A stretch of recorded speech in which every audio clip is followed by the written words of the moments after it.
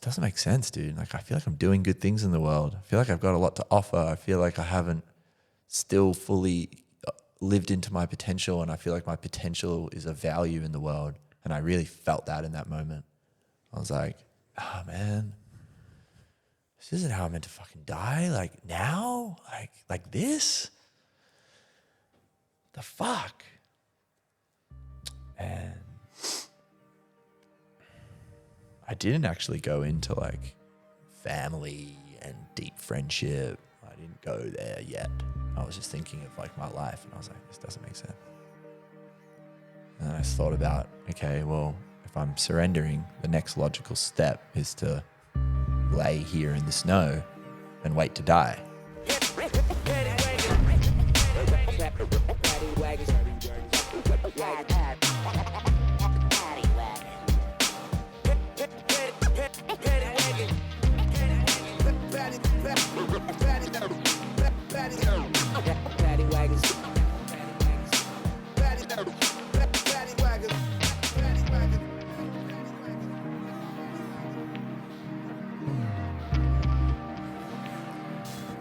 What's going on, everybody? Welcome back to the Paddy Wagon podcast. I'm your host, Paddy, and today we're sitting with a very inspiring and authentic individual, Bakonyi.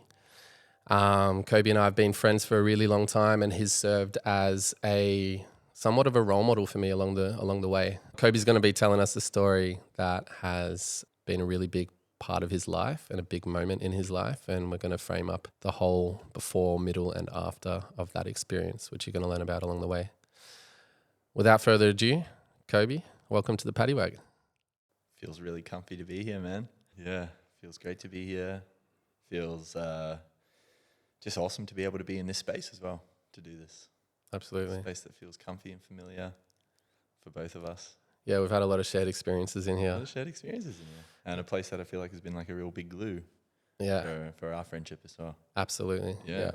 For those listening at home, we are in the Man Cave in Brunswick. This room that we're in right now is the studio of the Man Cave, and this is the place that we train and we get taught and develop our facilitation abilities and all sorts of stuff. But today it's the Paddy Wagon.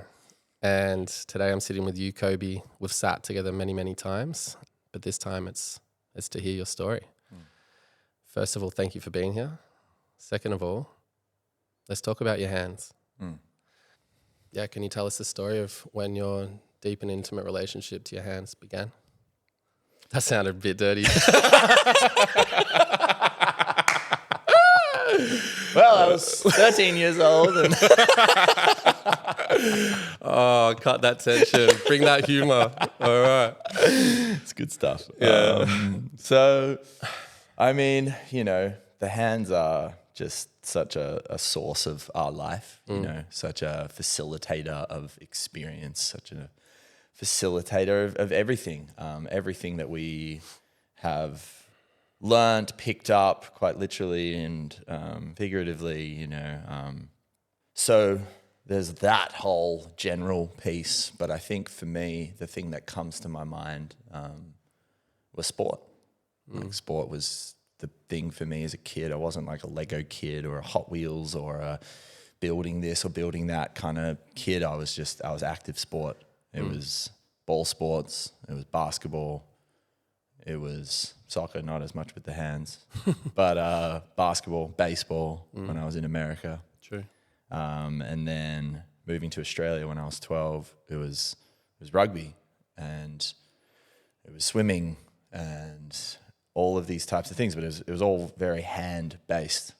Tried to play the bagpipes. That didn't go down so well for too long at my school, but it was sport. Like if I think about my hands, like that was my source. And that was my biggest passion. That's what I was really good at the time.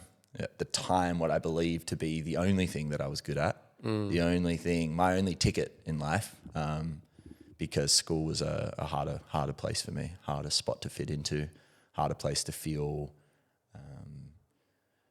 valued, validated, empowered, having ADD, dyslexia through my schooling and just being a very active kid, all I wanted to do was run around outside and pick things up with my hands and explore them. And I was, sat down, as so many of us have experienced, in a room and just made to believe that I was, that I didn't fit. And so sport was my avenue. And that's where I think the whole hand journey really started for me. And I think back to the sporting days, and it offered me so much, as far as like we've spoken about this with just like discipline and routines and body care and mental strength and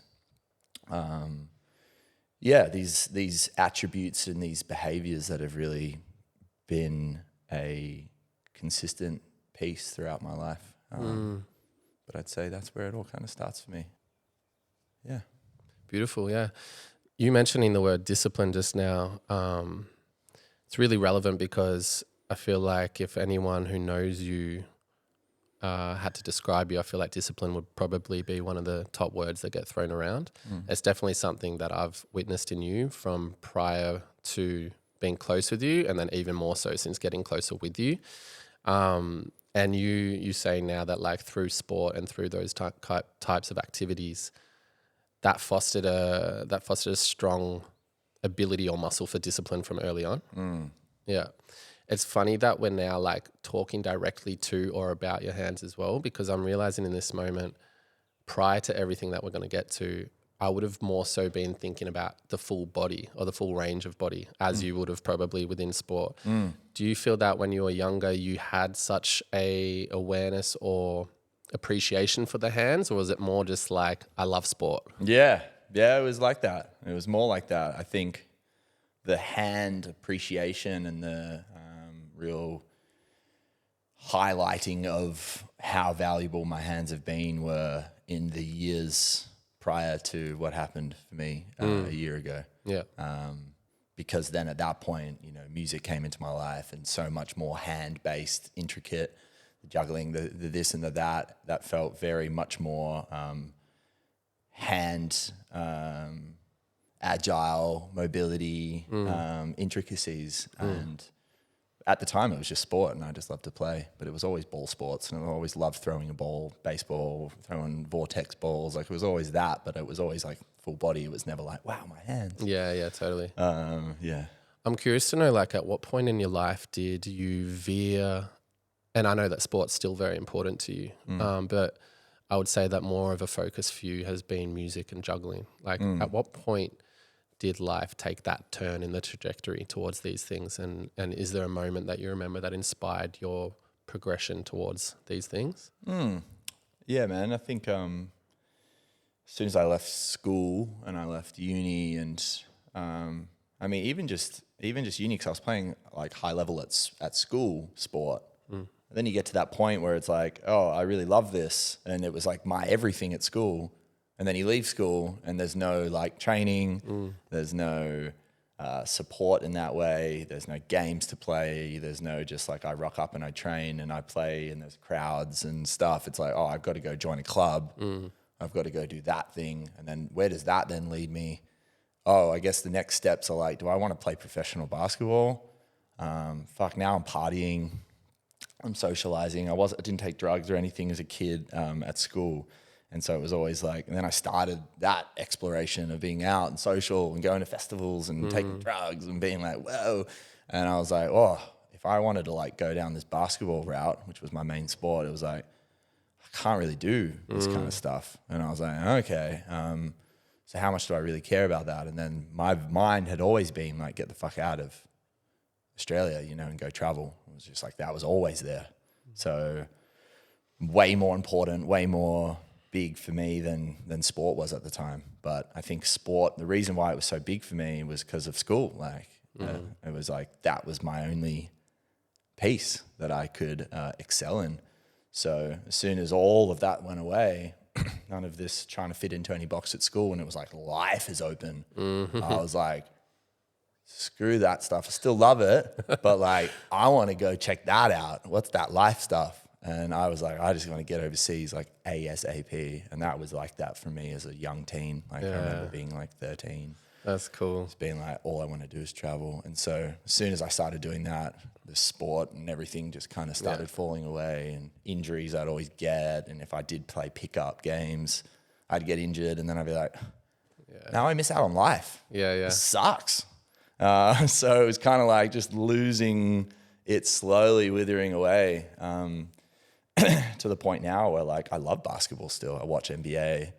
I'd love to go shoot hoops, but like it's literally just so risky for me. Totally. Because if I get injured, I miss out on my work, my passions, my hobbies, life. And I got people and I got responsibilities that require my body to be at full health, which is a crazy part of where we'll get to later on with my story. But the way out and the way in of playing sport to life just started to lose it in the scale. Totally. And, I see like the way that you frame that up. What I see in you is somebody who will strive towards the best option. And it's like when school is like this obligation that you have to do, and school is the world. It's like, oh, what's the best thing here for me? Oh, sport. I'm going to fucking go hard at that. And then once you're like outside of the confinement of like that school structure, and it's like, actually now the whole world is my oyster. Like, what's the best option for me here? It's like, oh, I want to fucking explore. I want to adventure. Curious to know, because I think like going back to that thing I said about like, if I asked people to describe you, discipline would be one of the words they'd throw around. Definitely another one would be traveler.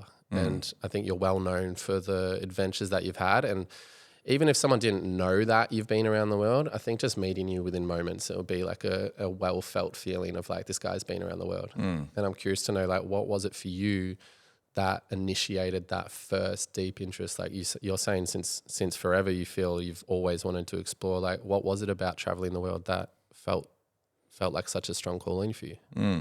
Yeah. I mean, I was traveling from 10 months old, you know. That's right, yeah. I was born in Italy with my family and lived there for a year. And then I moved to Holland when my younger sister was born. And I had two older siblings, one born in America, one also born in Italy. Moved to the Netherlands for a year, moved to Norway for a year or two. Moved to Scotland for a few years, moved to Houston, Texas, where my baby sister was born, and then moved here. So my whole life has been travel. My whole life has been changing schools, changing people, changing environments. Like, you know, you think about those early years of life and how defining those are, how formative they are.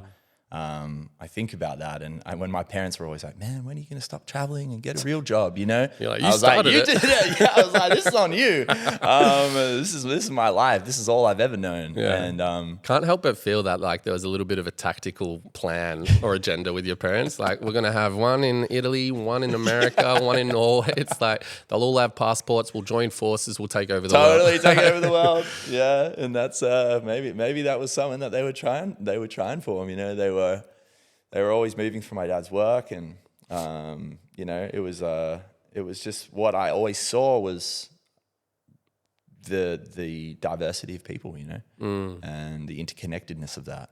And no matter where I went, so like, and I'm really grateful. My parents are very open people, also beautiful travelers and just beautiful hearted people, and that's been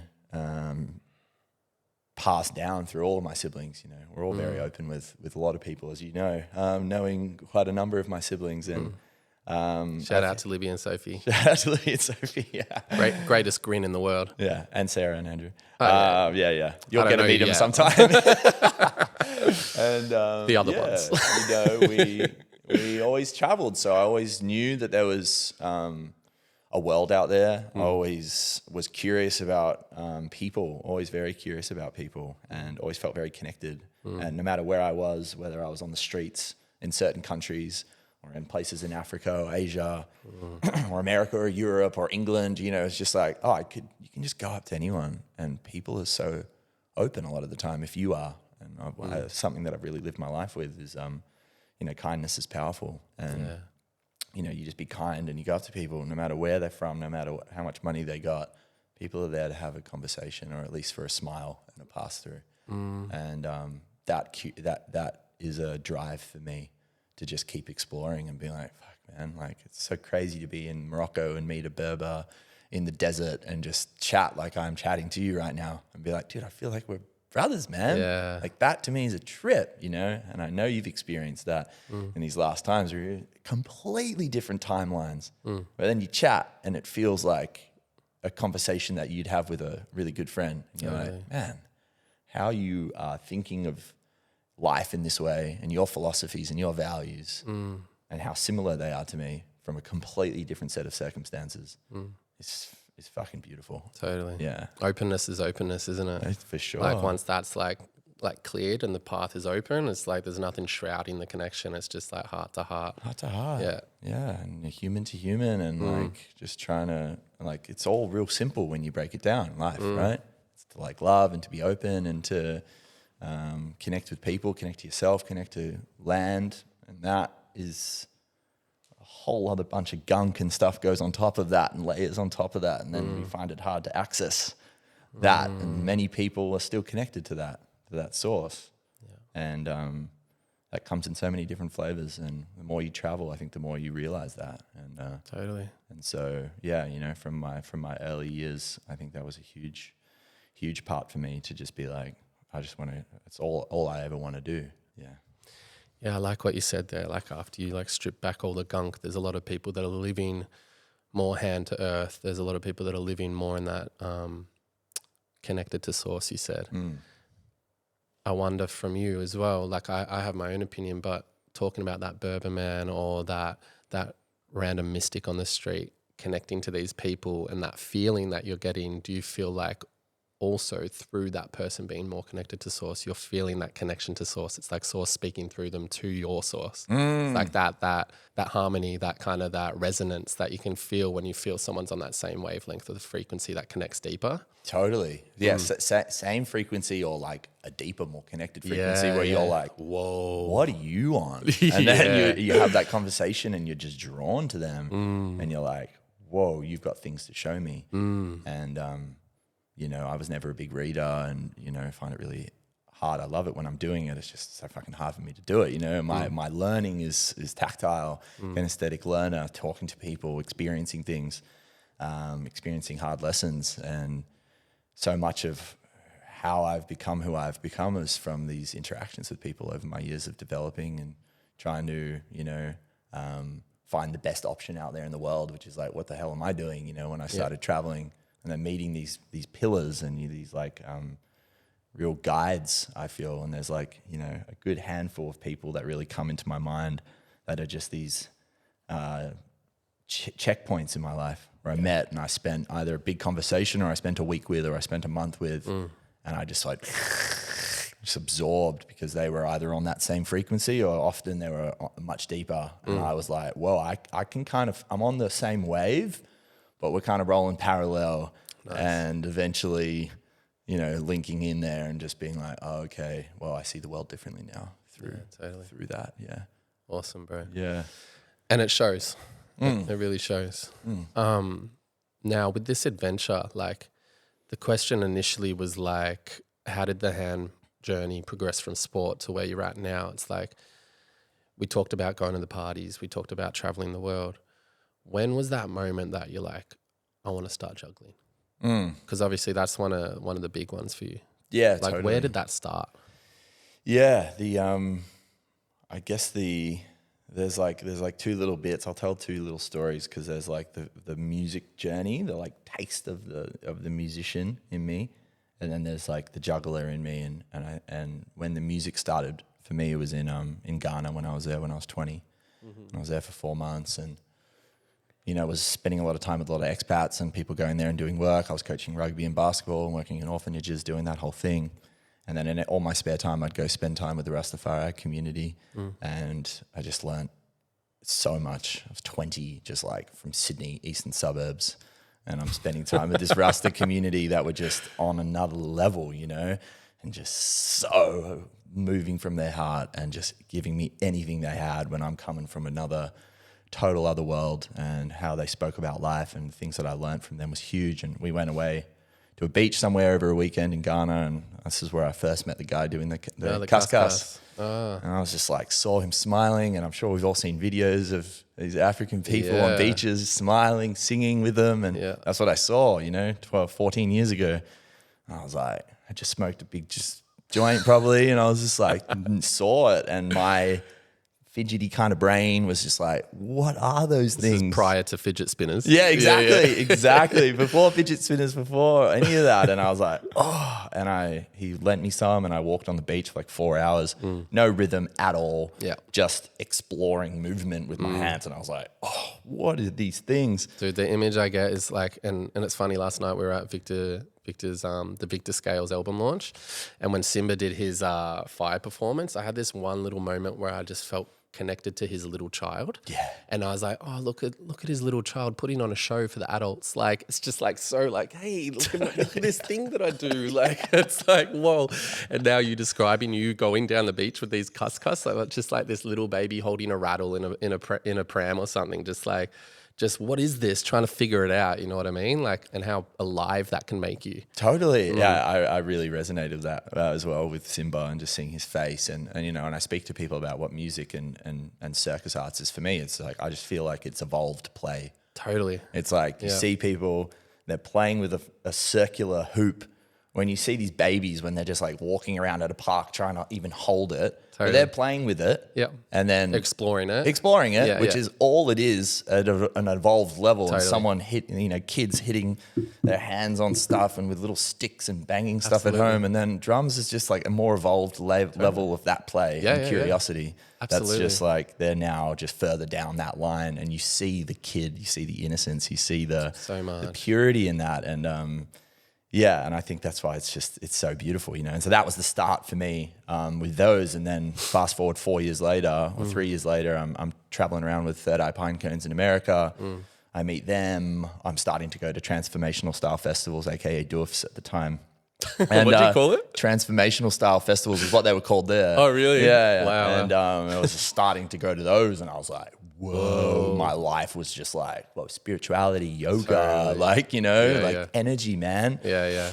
It's such a big door that opens once you start going to that stuff. Hey? 100%. Complete like reorientation, complete like, whoa, there's a lot more life happening that I had no idea about. Yeah, outside of those spaces, and then within that, there's just this entire world and community that you're like, whoa, you guys think like this. Yeah. You can express yourself so freely. Yeah. So much play, but everyone's really doing amazing stuff in the world. So inspired. So like, whoa. And so, you know, was touring with them, Third Eye, for years. Summers here, summers there, summers here, summers there. And one of my trips since Shambhala in Canada, I was out at the stall, and I'm outside, you know, schmoozing people, trying to show them these cool pine cone necklaces, and out at the stall all day, every day. And next to our stall was a circus tent that year, and I was just kind of chilling there, and I would always get to know everyone and all the other stall holders, and I just kind of was standing out there one day, and I was kind of just like a bit whatever, and I looked in and I saw these like the yellow, red, and green clubs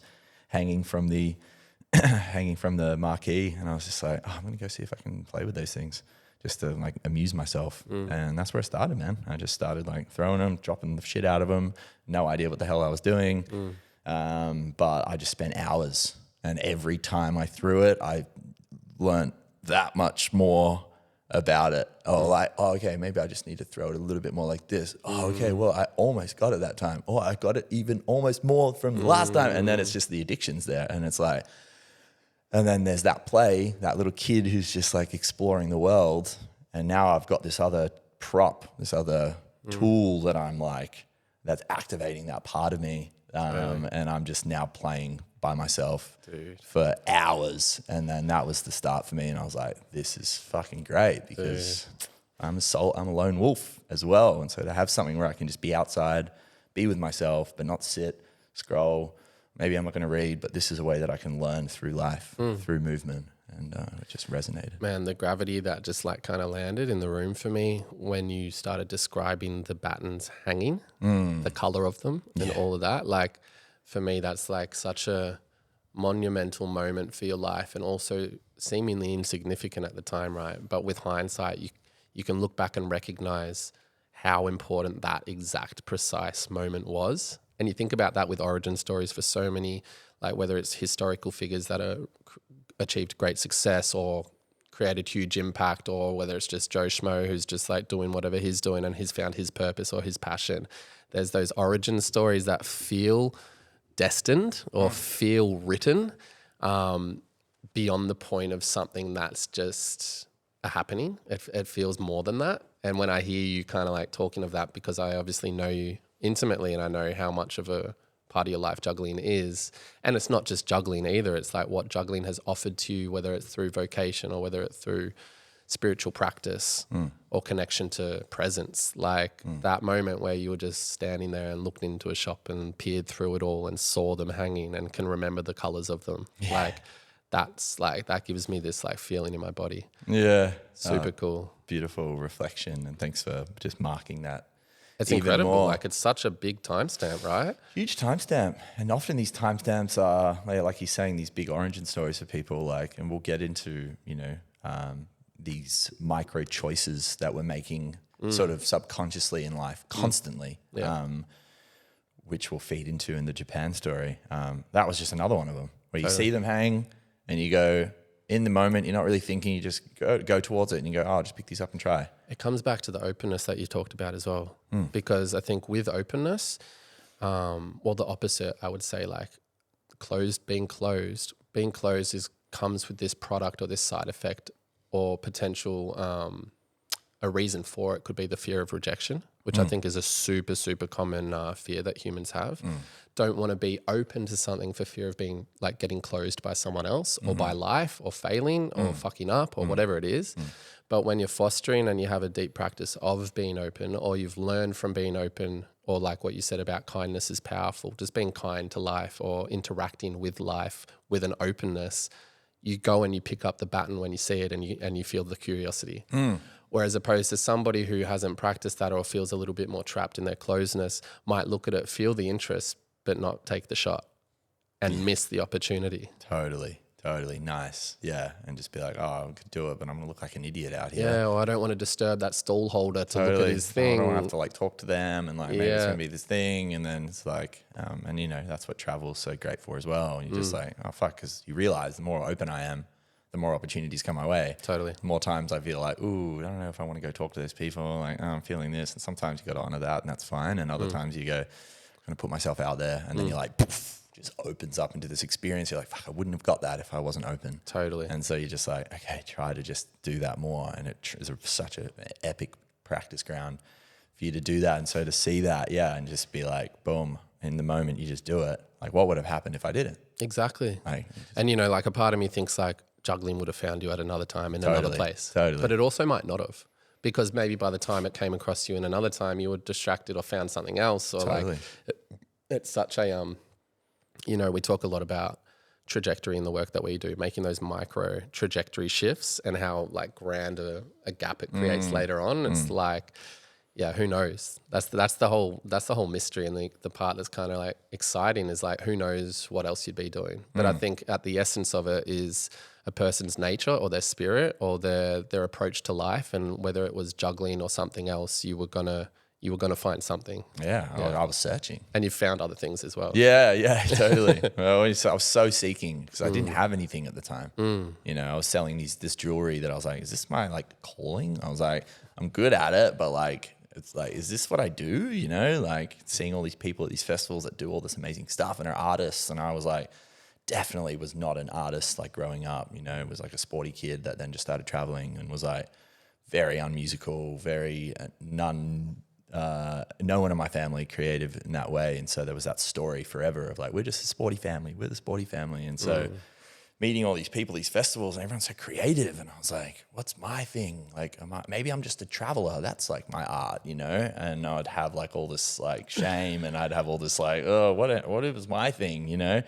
And then just like, but I was seeking something. I was like, something's going to get me eventually. And without thinking about it cognitively at the time, I just landed into this thing, and my curiosity of hands and exploring things and learning life through, you know, tactile exploration. It was just like this thing fell into my hand and it was just like, just made sense. And the interesting thing about that is then I learned later in life as someone who was medicated my whole life from the second grade all the way through university. Super reliant. Like Ritalin? Yeah, like Concerta or even like stronger doses of that. Yeah. my whole life and super reliant on it to study and to work and to sit still and to concentrate. And then I learn about like, like simple repetitive action, how beneficial that is for people with ADHD. Whether you're weeding, something that's like simple, it's repetitive, and you're getting instant gratification from it. And it's like weeding is super good, and I fucking love weeding, Or Learned that from the Rusters, yeah? Yeah, exactly. Bro, I love weeding. Yeah, just keep weeding, rolling, pulling. Every time you're pulling out a weed, you're like, oh, it's fucking getting cleaner, and I don't have to think too much. I don't have to think big. I just got to like focus on a task. Totally. Juggling is just so repetitive, and I can just do that and just go. And then drumming, it's just like, it's so repetitive, but I can just thrive and excel in that, which I didn't know about when I was a kid, and I didn't think about it when I was exploring these things, but it was just naturally where I went to. And then I realized, oh, that's why this stuff makes so much sense for me. Yeah. What is it about it that you think works so well for people with ADD or similar neurodivergent stuff? Like, what's going on in the brain or the mind for someone with these types of like complexities that repetitive activities like what you've described gels together? Like what's happening? Yeah, I think there's like, just even hearing you say complexities, so much complexity going on in the brain. Totally. So much like trying to figure shit out, and it's in your brain operates in a way that generally isn't conducive to what your environment is allowing for. Yeah. And so then you find a task where it's like, it's not actually that complex. It's simple and it's effective and it's serving something. And I can speak from my experience without digging too much into like the science of it all. It's like, oh, okay, here's something that I can do where I can like, I know exactly what I need to do, which is fucking relief. Because sometimes I'm like trying to do a task and I'm like, I don't actually know what I'm doing. And it's like, and no one can really explain it in the way that I understand. And I'm a slower learner. And then I feel in my head, and then the complexities grow. And then it's just like, okay, this is what I'm doing. Just fucking do that. Just throw it and try to catch it. Just fucking pull the weed out of the ground. Just like keep pulling these things out. I'm like, wait, which ones are they? These ones? This one here? All right, I can do that. Easy. And now I'm just like doing this, getting the complexity out of the way, focusing on just this one thing, and then knowing that that's of value to something is making me feel good about myself. And then the biggest thing for me in my life, what juggling has been the biggest gift for, is like I had so much self-doubt, Like I had so much self-doubt in like, oh, someone's like, hey man, can you do this job at work or something? I even just remember like working at a bar, and I was at Glassy at a pub in Sydney, and I was been Glassy for ages. And then you get like the next call up is like to go down and change kegs. And I remember I didn't fully know how to do it, and they called me and they gave me a walkie-talkie, and they were like, bro, you want to do it tonight? I was like, I was just like, I don't think I'm your guy. I'm not your guy. I don't know how to figure that out. It was so simple. Yeah. But like, I just remember that Kobe, that was just like, I can't do it. Find someone else. I'm not the guy, to then juggling and then just seeing a trick and being like, wow, that's insane. Like I'll never be able to do that. And then just being like, oh, fuck. Actually, if I just show up a little bit every day and just like keep churning and just show up with the consistency, fuck, I'm doing this trick now. I can do that fucking trick. What else can I fucking do? Oh, this is another trick. Wow, that's insane. But I know now through my experience that if I just actually show up every day and I don't try to think about getting the trick, but I just think about what it is to do it, the little steps that get me there, and I can just show up to those, break it down. It's allowed me to break things down in a deeper way as well. And then I can just I can actually just do anything I want to if I just actually want to put in the time, because that's all it comes down to. Totally. It just comes down to time. Yeah. And discipline and commitment. Yeah. And then it's just like, oh, and that's been the biggest gift. And maybe that's what people with ADHD can just find solace in, find power in, just being like, oh wow, actually these tasks are simple, and if I just keep going, it allows me to feel empowered, allows me to feel of value, allows me to feel clear, and allows me to feel just present. Totally. And maybe that's the medicine. Yeah. Fuck yeah, man. Well said. Yeah, I hear that. And I also hear like it allows me to do something and be good at it as well. Like when it's a simple task, like you can master the simple task really well, and then what that offers you. And then the other word that stands out for me and what you said is allows me to be clear. Yeah. Like I feel like with the busyness, and I can relate to this too, the busyness of the mind to like switch into that like simple repetitive action creates like a trance, and you can go into this trance state, which for someone who's got a busy mind, a trance state being so much of a polarity is so soothing. It's like a nice calm blanket, you know, like just to like, for once my mind's not just all over the place because I'm just so hyper focused on this one thing. Yeah. And trance is a lost form in our society in a lot of ways. Totally. You know, and you look back on indigenous cultures and ancient cultures around the world, trance, whether through music or fire or ceremony, was like so deeply embedded. And so much of us have lost that sense of trance, and the only trance that people know about is trance music, and that is also a type of trance, 100%. It's like the music and the dancing, but that essence of flow state and actually just like disconnecting from life and what we think we should be doing and connecting to source, which just tells us what to do. Totally. Without telling us anything. You know? It's like, and I'd also add to that, the sad thing is that we do have a connection to trance, but it's not through something that we're doing in action to create presence and connection to source where we can get a message from ourselves of what to do, but it's through entertainment and technology, which will pull us into a trance where we're actually told what to think. totally. So it's like, I don't agree that trance doesn't exist. I just think that trance has been hijacked 100%. and is used against us because we as humans have a need for trance. Yeah. And because we're not taught or encouraged to discover that in a healthy, wholesome way, it's actually thrust upon us in a way that detracts from our human experience and our power. Yeah, that's an epic point, because it's just like the manipulation of that inherent fact for us as humans. Yeah, totally. We need that, and we resonate to that, and we lean into that trance because it is part of us. And so they're just like, cool, how can we send them out of their mind and the complexity, give them this simple thing of just scrolling and then cash in on and then catch in, and then just be totally. like, and then feed whatever it wants to be. And so yeah, man. And I think that was such a huge thing before Junkyard Beats happened, before Man Cave happened, when I was just this traveler exploring life, and I'd start to see these fidget spinners come up and started to see these phones come in, and I was like, it was like a mission for me to be like, I think my mission is to get kids off their phones and to just be, because I'm an ADHD kid and I know how addictive my phone can be for me, because I fucking want to distract myself at any moment. Totally. Like,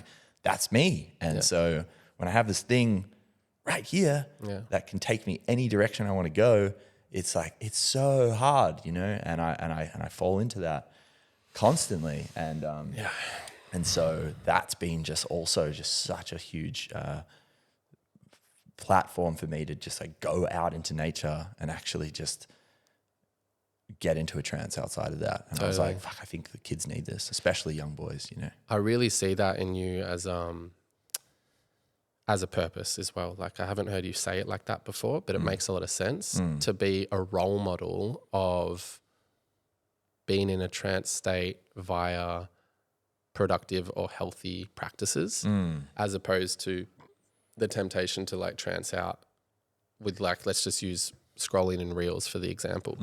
Like, the difference being, you could spend, and you know, if you look at people's daily screen time, it's ridiculous, and mine myself can get pretty fucked up. I've just recently deleted social media once again.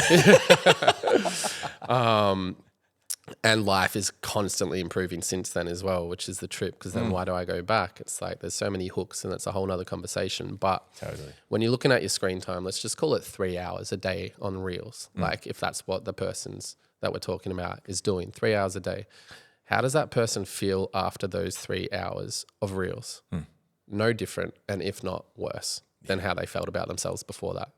But then 3 hours of practicing juggling or drumming, how do you feel after that? 3 hours later, I got a new trick. Fuck yeah, more confidence, more confidence.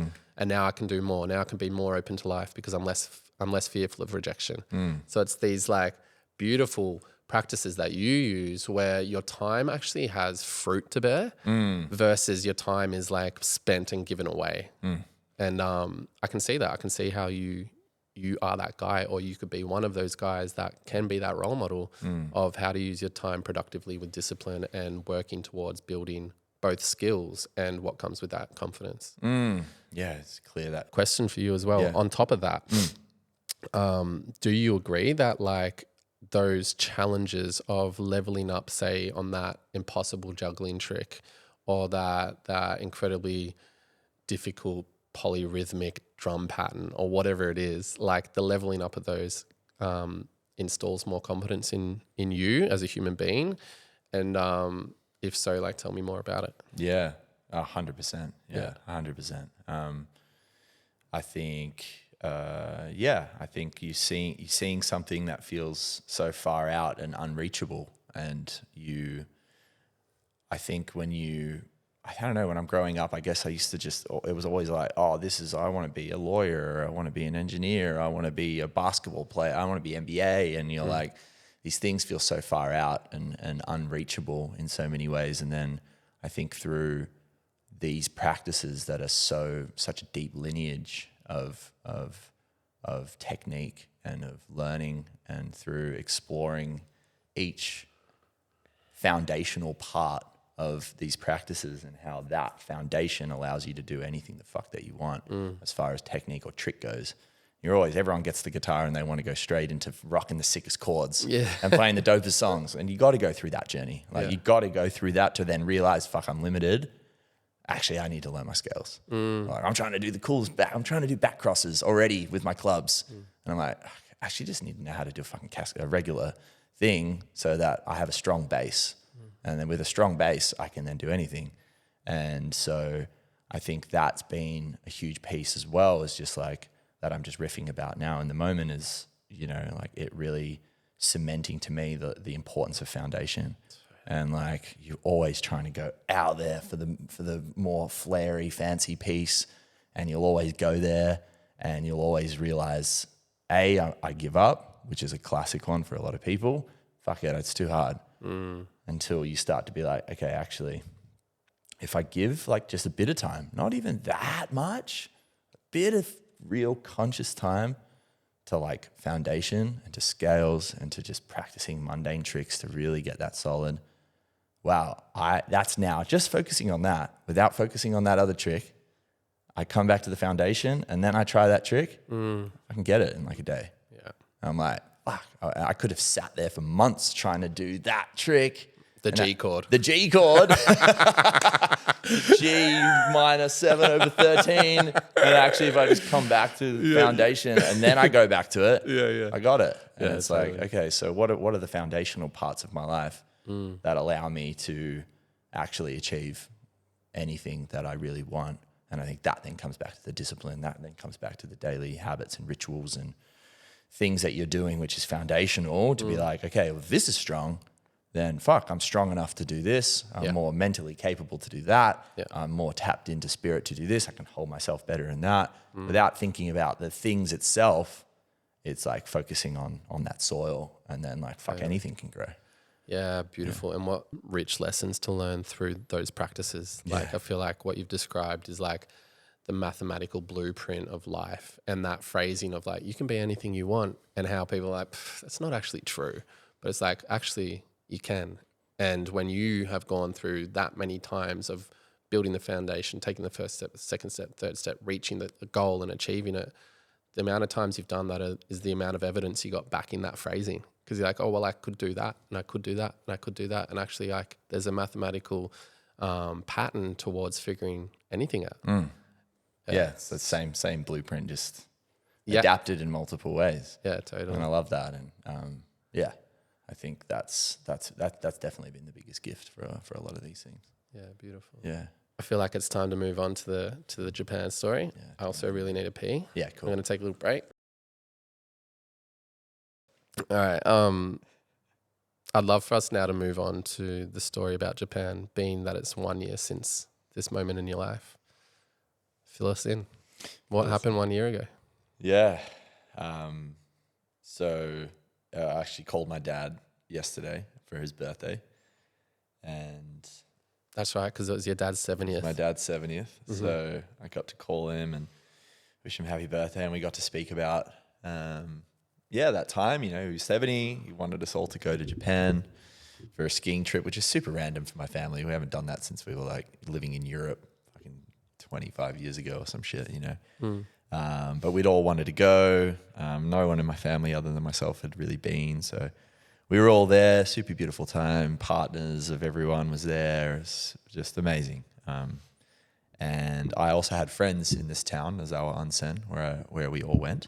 I had a couple friends from years of travel that were living there. And one of the days that we were all there with the family, a couple of my mates took me out skiing because they knew the mountain really well. They knew these couple sneaky side country runs, and they take me through all these mad tree runs and spots that my family, because they weren't as avid skiers, because I had done a season 10 years prior in Aspen, so I got my skiing reps in. So they were taking me on these sick runs, and that was whilst my family was all there. And then my family all left and they went to different parts of Japan, and they were all still in Japan, but everyone went traveling with their partners. I was single, solo life, and I was like, I'm going to stay in this town for a couple of nights, hang out with my friends, because I haven't had a proper time to do that. And kick it. It's a big dump of snow coming, and I was like, fuck, I may as well get a good ski session.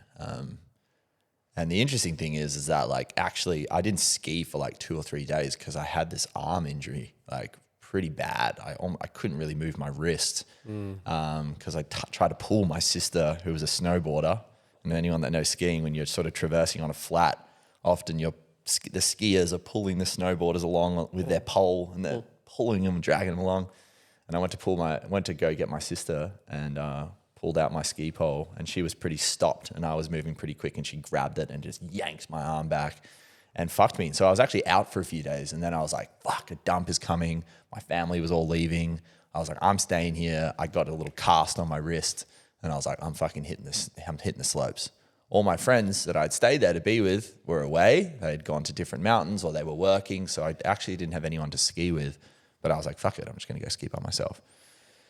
So big dump came, got there at 8 a.m, first lifts, white out day, pumping snow, and it was just fresh pow. And I was just like, fuck yeah, just smashing the mountain everywhere like everyone else, just copping snow in the face, loving it. And after the main sort of resort had been tracked out, so all the fresh snow had gone, I started dipping into this side country run that I had been shown from my friend. And can you describe what that side country run was like? Where was it? Yeah, so you're just you've got the main run, and I might even just draw a little bit. So you've got the main run where everyone's skiing, and then there's a little fence of just a rope on ski poles. So it's not you can't go there, but they just say not to dip there. But heaps of people are going off on the side, just copping a bit of trees, copping fresh powder, and then just dipping back onto the main run. Right. Yeah. And so that's essentially what it was. And so it's kind of like this. You can see this is the main run, and here's the fence. Might need to hold it high for that camera. Oh, yeah. And here's the fence line. You just kind of go on the main run, you dip in here, you ski for a bit in these trees, and then you'd hit this sort of like a fire trail where there would be just a little bit where people would put their skis in, and you'd sort of traverse back onto the main run, back up on the lifts, and you'd ski further, and you'd dip in again, you'd cop mad tree runs, come back onto the thing, traverse across, back onto the... Yeah, right. And I'd been then doing this for ages, and copping all this mad snow, and it was my last run of the day. I'd been frothing. I didn't have breakfast that morning, just had a coffee, and I was like, I'll just ride until I get hungry, and I was like, I'm starting to get hungry, skied for 4 hours. Is that why you thought it was the last run? You're like, I'm hungry, I'll do one more? I was like, one more, last run. And what time is it? It's 12 o'clock. In the day? In the day, yeah. I got out at 8. It was about midday. I was like, cool, ready to cruise in. All the runs are getting tracked out anyways. I was like, you can't really find fresh powder anymore. I had the best of the day. I was like, I'm happy. Yeah. And on the last run, I'm riding up with this guy, and we're on the lift together, and he's like, oh, where you been skiing? Which runs you been doing? I was like, oh yeah, that black power station. I've just been hitting the side country runs there. He's like, oh yeah, sick. Yeah, I was doing that the other day. I hit this side country run the other day, and I got lost, man. I was like, true. And he was like, yeah, man, I was out, I was out for a few hours. I got mad lost, and I had to, just like grab my snowboard and just like kind of pull myself through. And he just kind of said it like nothing. And he was like, yeah, I just pulled myself through. And I was like, yeah, cool, like chatting to him, whatever. And had you heard of stuff like that happening much before? No. First time you ever heard First of it? time. Wow. The last tree run. Well, the last lift I went up. And I didn't think much about it. I was like, oh, okay, cool. This guy's talking to me about backcountry or whatever. And he got lost and whatever. And then I went out again. And as I'm about to dip in, I see like a bunch of people about to, like 8 people, like lined up about to drop into this kind of zone. And you never see that many people. It was always like one person at a time. There was like a group of 8 that were about to drop in. And so I'm there and I'm like, it's my last run. I don't want to go after these guys. It's already tracked out. So I'm just going to like walk up here a little bit. And another important part of the story is that after the run before that, as I was skiing down here, I saw these people like way over on the right on this fire trail.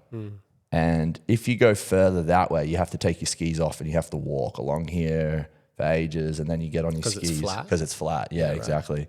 And I saw these people as I was skiing here, and I saw them at the corner of my eye over there, and I was like, damn, you can really go far out on the right. And I was like, sick. So I did this run, speak to this dude, get up here, see all these people there. I was like, fuck it, I'm going to go more over this way because I'm going to head more right. And then I'm happy to walk to get fresh runs. I want to make it a good run. And it's all happening so quickly in my brain. I'm like, people are there. Cool, I'm just going to shift this way. And boom, also hungry, like. Also hungry, yeah, fuck it. I'm just going to go down, have a mad last run. I'm skiing. I'm having a sick time. So you drop in further along. Further to the right, yeah. Okay. And I just drop in here and I'm frothing and I'm skiing and I'm like, yeah, this is dope. And then it just gets to this point where it's just like, boom. Yeah. And you'd see all these traversing lines in this tree run where people would ride and then cop to get back onto the run. Yeah. You'd see these traversing lines. And I just was riding. Following the powder. And then just in an instant, it's just like, oh, where's all the tracks? Oh, where the fuck is everyone? Oh, where's that fire trail? Fucking see this like bear and these 2 white rabbits. And this is why you're still like skiing. I stopped at this point. You stopped. I kind of stopped because I was like, oh, where is everything?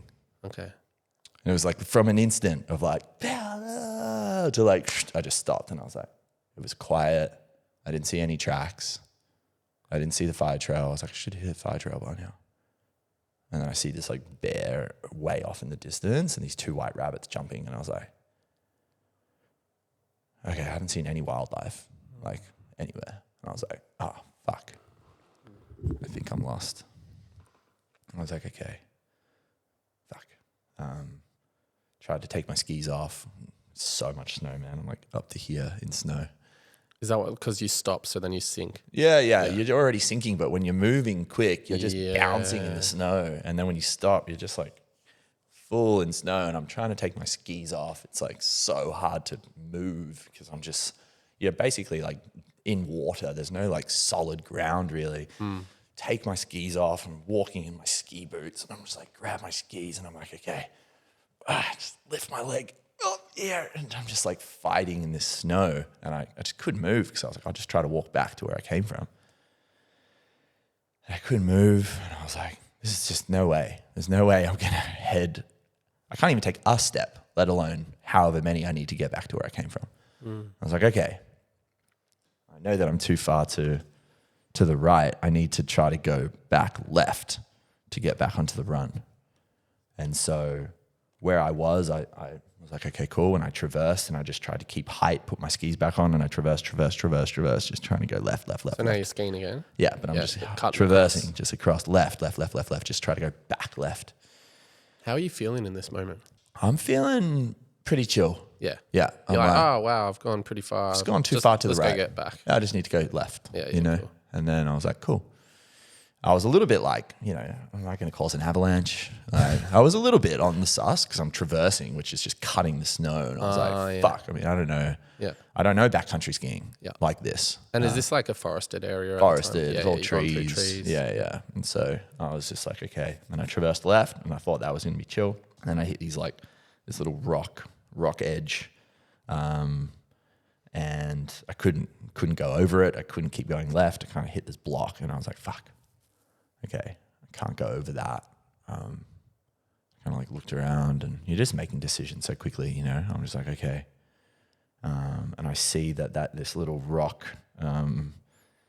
sort of ridge point kind of went down a bit, and then it stopped. And then you could kind of go back around. And I was like, okay, maybe I'll go down and then hook it back left and keep going left. I'll just get underneath this and keep going. And so I go down a bit and hook it left, and I keep going left, and I'm trying to keep my height, and I'm going left, and I'm going left. And then I hit another one of those things, and that's not a thing. And then I'm like, fuck, okay, I'm not hitting the run. I'm starting now to be like, okay, where the fuck am I? And I'm then going left, I'm going left. And then I see this, like these rocks, and I'm like, oh, what the fuck's down there? And I'm like, oh, it's a creek. And I was like, oh, okay, cool, there's a creek over there. And I was like, maybe I can follow this creek out of here, because I'm now like, I can't really go left anymore. I can't go up. Maybe I'll just go down and I'll follow the rocks, because I can walk along the rocks, and I've got water, and like maybe that'll be the thing, and I'll hopefully find someone down. It'll be easier to go down.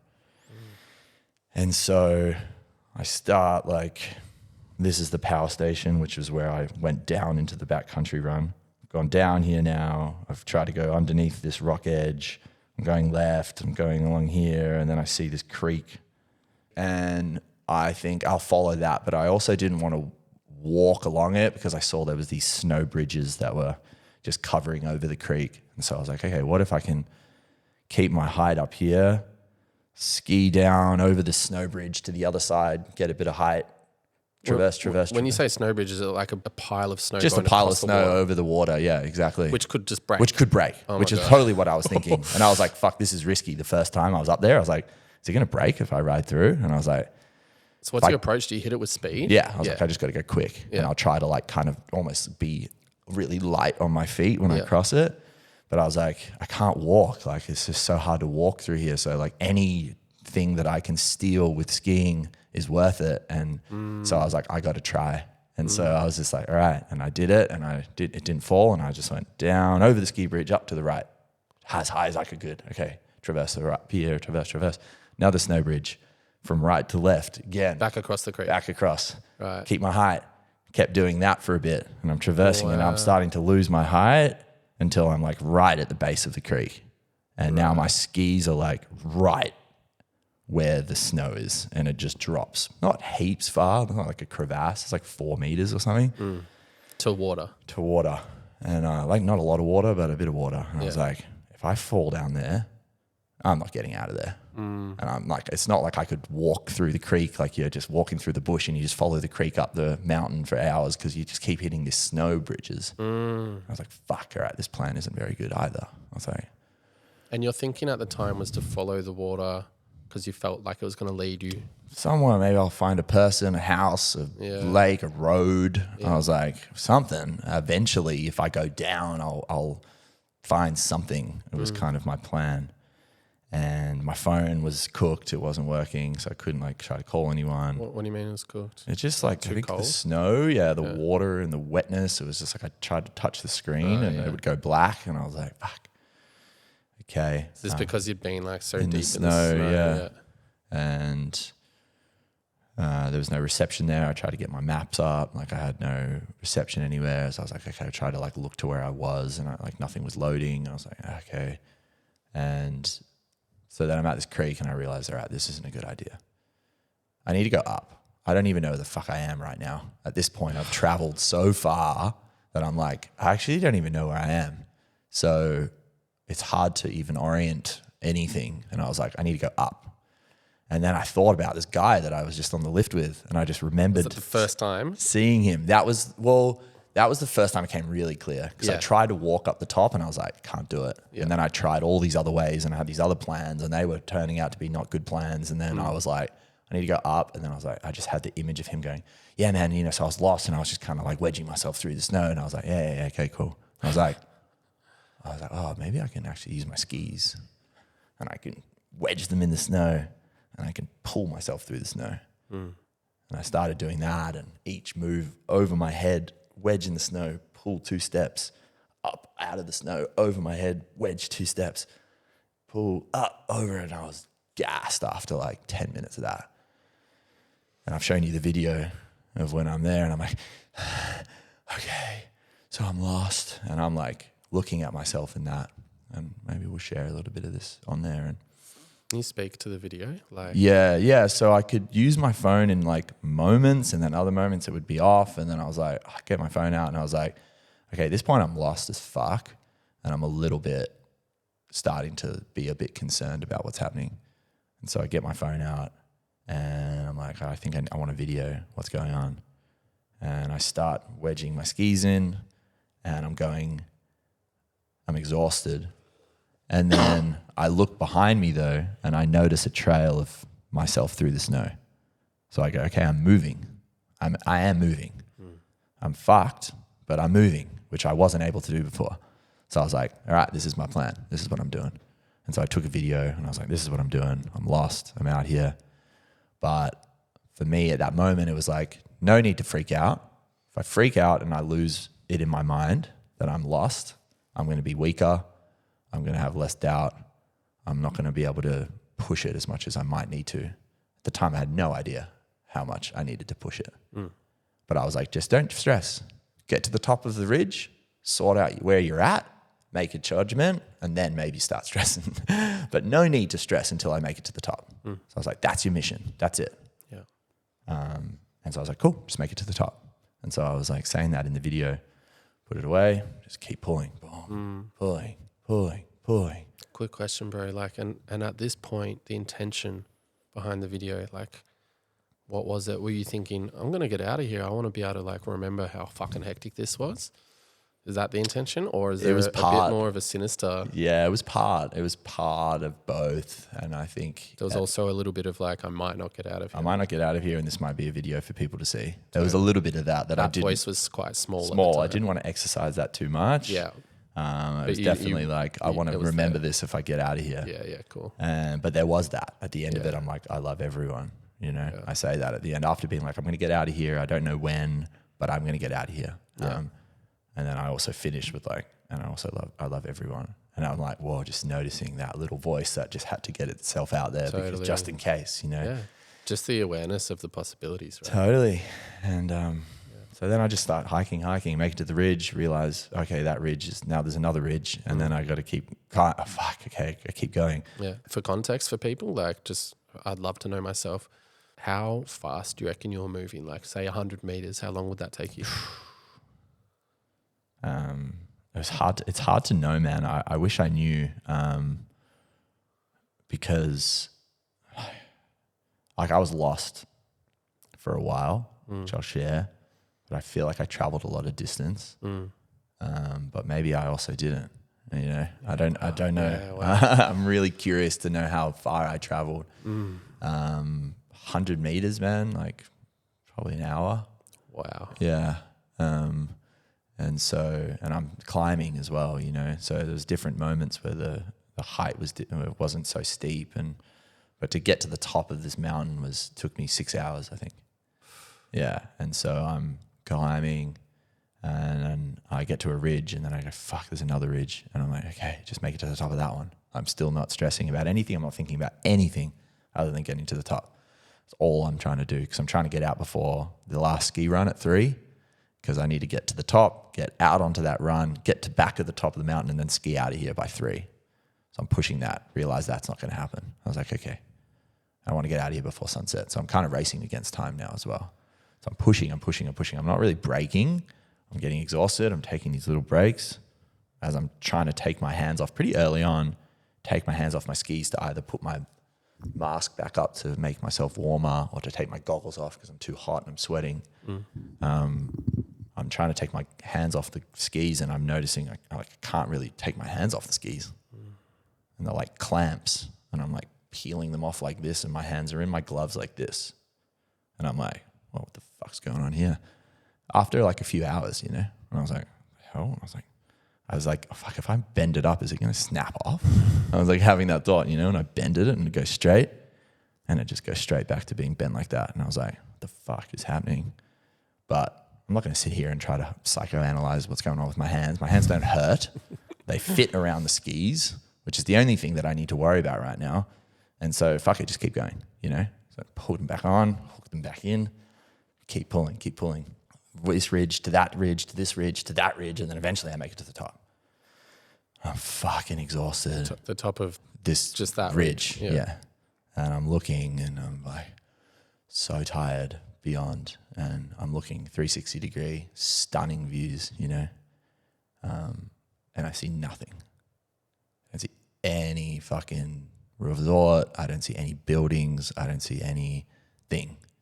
And I'm up there and it's just me on top of this mountain. No one. And I'm like, it's both the most beautiful feeling, the most intimate feeling, the most wild feeling that I've felt, and the most alone I've ever felt in my life. And so much at the same time.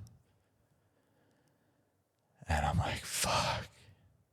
One of these mountains is the backside of the resort just on the other side. Like I know that one of these mountains is the one that I need to get to, but it just looks like the backside of a mountain. So I don't fucking know which one it is.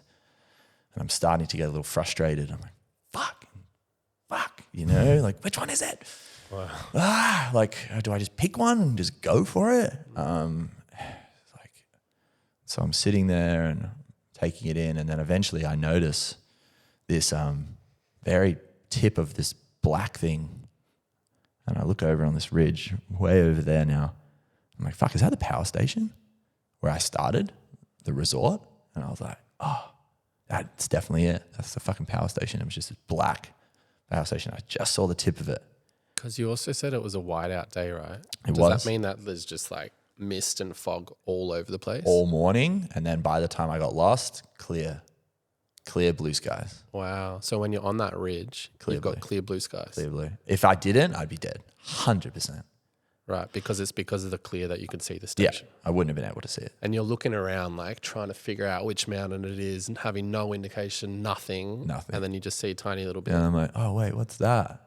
I'm like, oh, is that the fucking power station? I'm like, I think it is, yeah. And where's the sun at this point? Sun's like pretty hot. It's starting. So we're talking like, you know, 4, 5 o'clock. Yeah.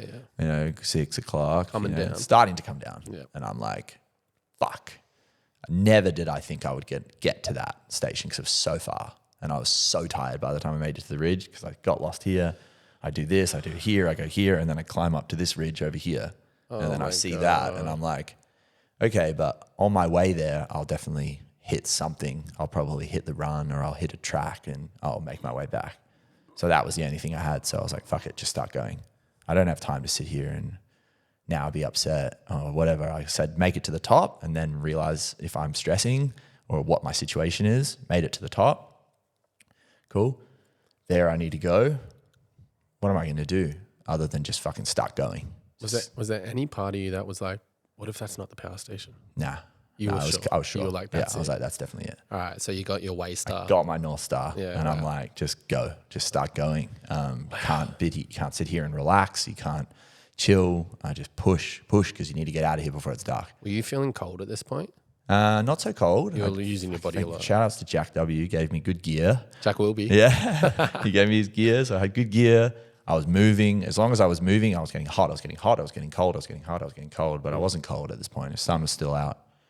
But I didn't know what the night was going to be like. So I was just like, just fucking get out of here before night. And I'm pushing now. I'm keeping up along the ridge. I'm definitely not going down anymore. I was like, that was a fucking shit idea. Just stay high. And I was like going up and going down and going any tiny descent. I would put my skis on with my hands like this, just fucking crank my skis on. The whole time my hands are like this and I'm still like, don't know what's happening, but I'm just like, whatever, just keep going. My arm's also in a fucking cast. Back to that story. And somehow it didn't hurt. Like it was hurting. And then the fact that I was lifting my skis, pulling it out of the snow and in, that could have been the fucking end of me, man. And I don't know what happened, but it was so painful before that happened. And then I just clicked in, and it was like, it just wasn't a thing. And think about how brutal that would have been if I just had a sore wrist and I was like, I can't do the only thing that I need to get out of here because I got this fucking sore wrist, you know. But anyways, it didn't happen. So any type of descent, I would put my skis on. So much snow that you can't go fast. I would literally go like 5 meters, stop, take my skis off again. But any excuse not to walk or pull, because it was so exhausting every 2 steps, I was like, I'll take it, you know. And I'm pushing, it's starting to get dark, sun's starting to set. I can see where I'm going. I'm fucking ages away still. I'm pushing. From instead of ridge to ridge, it's now tree to tree. Just make it to the next tree. Just make it to that tree. All right, that's my target. Tree. Get to that tree. Take a bit of a break. Okay. Next tree. That tree. Go. Boom. That tree. Not stressing, not thinking about anything. Sun starts to go down, and then I'm like, all right. I see this sunset, and the sunset is stunning, like the most beautiful sunset. And it's again that feeling of like a little bit of fear now is really starting to creep in. I'm fully out in the wild by myself. No one knows where I am. No one at this point, I thought people were going to come save me all day. I was like, someone's going to notice and someone's going to come out and get me. And then at some point I let go of that. My phone was completely cooked at this time. I couldn't make a video. I couldn't do anything. So I was like, my phone's cooked. Any potential of that working is gone. It's just fucking me out here. And then it got dark and I'm starting to fucking lose hope because I'm fucking gassed. My body's aching. I'm so far still from the power station. I see the sunset, it gets dark. In that exact moment, it was a Saturday night, I'm thinking all my friends are at Serenade the Sky right now. In this exact moment, my friends are at this event. They're all sharing. It's my good friend's birthday, Han Marco's birthday. Everyone together right now. I was picturing everyone cuddling. Back here in Melbourne. Here in Melbourne. Everyone's cuddling. Music's being shared. They're all together. No one knows what I'm in right now. And I felt so alone. I was like, fuck. And then it was like, that was the closest moment, you know? I was just like, I fucking can't do this anymore. I can't get there, man. Like, it's so far still. I'm so tired. I'm moving so slow now. I'm taking a lot of breaks. And by breaks, I mean like a minute here and there. I'm just not constantly moving. I'm not like sitting down in the snow. But I'm taking a lot of breaks. Every 2 reps, I'm like, and then I'm like, see that sunset, and I'm like, fuck, was that one of those sunsets? Was that like one of those last sunsets that you hear people talk about, you know? I was like, it was pretty fucking good. Yeah, not bad, God. Yeah, I was like, Thanks, okay. I guess I deserved a good one. I was like, it was like that. And I threw in the towel. Like I was like, I'm done. Can't do it. For the first time. It's probably 8-9 hours in. And I'm like, okay. Like accepting that in whatever way I could at the moment. In the moment. I was like, okay. I fucking tried. Like I really tried. And yeah, it's all right. You know, it's all right. I started thinking about what I was going to do next. It's like, okay, I'm done. Started thinking about my life. Started thinking about this place, the work that I'm doing in the world. Like, fuck, man. This doesn't make sense, dude. Like, I feel like I'm doing good things in the world. I feel like I've got a lot to offer. I feel like I haven't still fully lived into my potential, and I feel like my potential is of value in the world. And I really felt that in that moment. I was like, oh, man, this isn't how I'm meant to fucking die. Like now, like this, the fuck. And I didn't actually go into like family and deep friendship. I didn't go there yet. I was just thinking of like my life, and I was like, this doesn't make sense.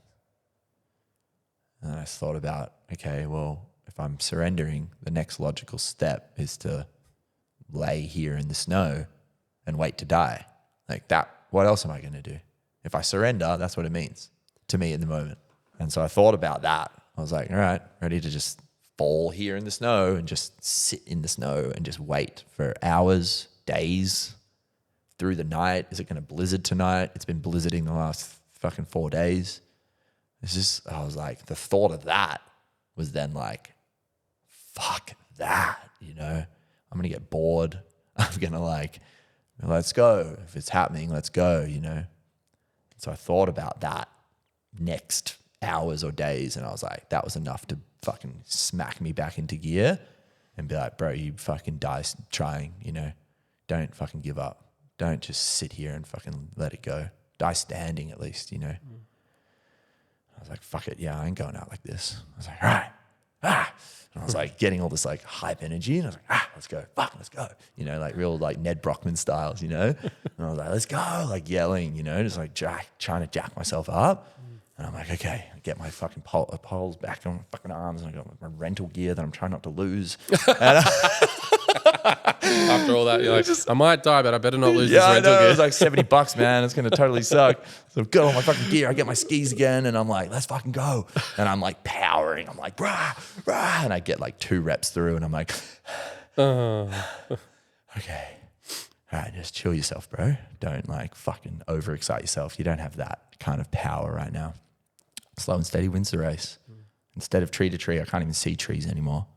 It's like, just make the next step. Just take another step. Take another step. I can still see the silhouette of the black power station. I still have my North Star, and I go, and then I start going into these like micro naps because it's dark, and I can just lean in the snow because there's so much snow. I can just kind of like lean, and I would just have these naps, and I'd be like, I'd fall asleep, and then I'd wake up, and you know, when you wake up somewhere and you don't know where you are, and you're like, oh, where am I? Oh yeah, I'm at Auntie's house. Or like, I'm at fucking Patty's house. Oh, that's trippy. And I'd have that, and I'd wake up and I'd be like, oh, where am I? And I was like, holy shit. That's right. Fuck. And I was like, oh shit. Okay, that scared me again. It like smacked me. And I was like, bro, if you fall asleep, you might like fall asleep, and then fuck knows what's going to happen. It might blizzard. I might not be able to find my way out. I don't know. And I'd get cold, and I was like, all my sweat was cooling, and I was like, oh, I'm fucking cold now. I was like, you got to just keep moving. You just got to keep moving, no matter what. Quick question. In those little micro sleeps, do you feel like you were hitting dream state? I don't think so. No memory of that. No memory of that. It was just like out and then waking up into unknown, and then just being like waking up in a bad dream, you know? Wow. Just being like, fuck, but this ain't a dream. This is my reality, and fuck, you know? And yeah, you know, like in those moments, it's being like when I decided, I was like, oh, I'm meant to live. I'm fucking getting out of here. The interesting thing to point out, like, was the amount of empowerment that I felt. Amount of like, my life is literally in my hands. Just because I feel like I'm doing good work, just because I feel like I should live, just because I feel like I'm not done, doesn't mean, because I was just like expecting this like light orb and just being like, pull me out of my situation and be like, yes, you've realized you're here for good, and we will take you back to life, and you will continue living. You know, there's none of that. There's no fucking lifeline. No one's going to come save me and be like, all right, bro, figured it out. Let's go. It's like, all right, I figured it out. You still got to get yourself fucking out of here though. You still got to get there. And that was one of the most powerful feelings in my life of like, no matter how fucked I am, when I'm really in it, like ain't nobody going to save me but myself.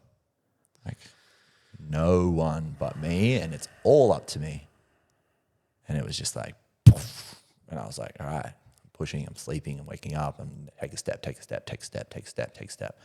lose the power station. I'm now just having to trust my bearing that I've been on for fucking ages. Start to feel tracks on my skis and stuff. I can feel like tracks, but I was like, do I follow them? And I was like, fuck, the temptation to not walk was so strong.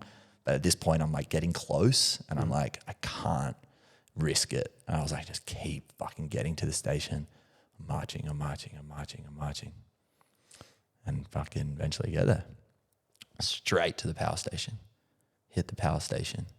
Like literally you're right up at I it. fucking hit it. So for a while you're seeing it get bigger and bigger as you're getting closer and closer to it. And it was amazing, you know, it was so dark, but I could see this this thing that was so small, just starting to become this big thing, and I'd get closer and it was a feeling of not like a finish line though, as much as it was a marker, it wasn't a finish line. Yeah. So it wasn't like and like there's people there with fireworks and champagne and you fucking made it, bruh. It was like, I've still got to get down. Yeah. So I was still sort of locked in. So I didn't really get to celebrate so much. Really? As much as I was like, you fucking did it? Okay, cool. Yeah.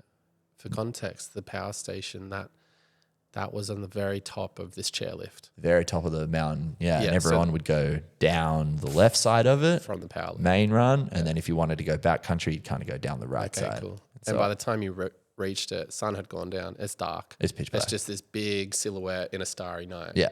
Beautiful starry night. Wow. Yeah. Okay, and cool. Just make it back up. I'm like, okay, the job's not done.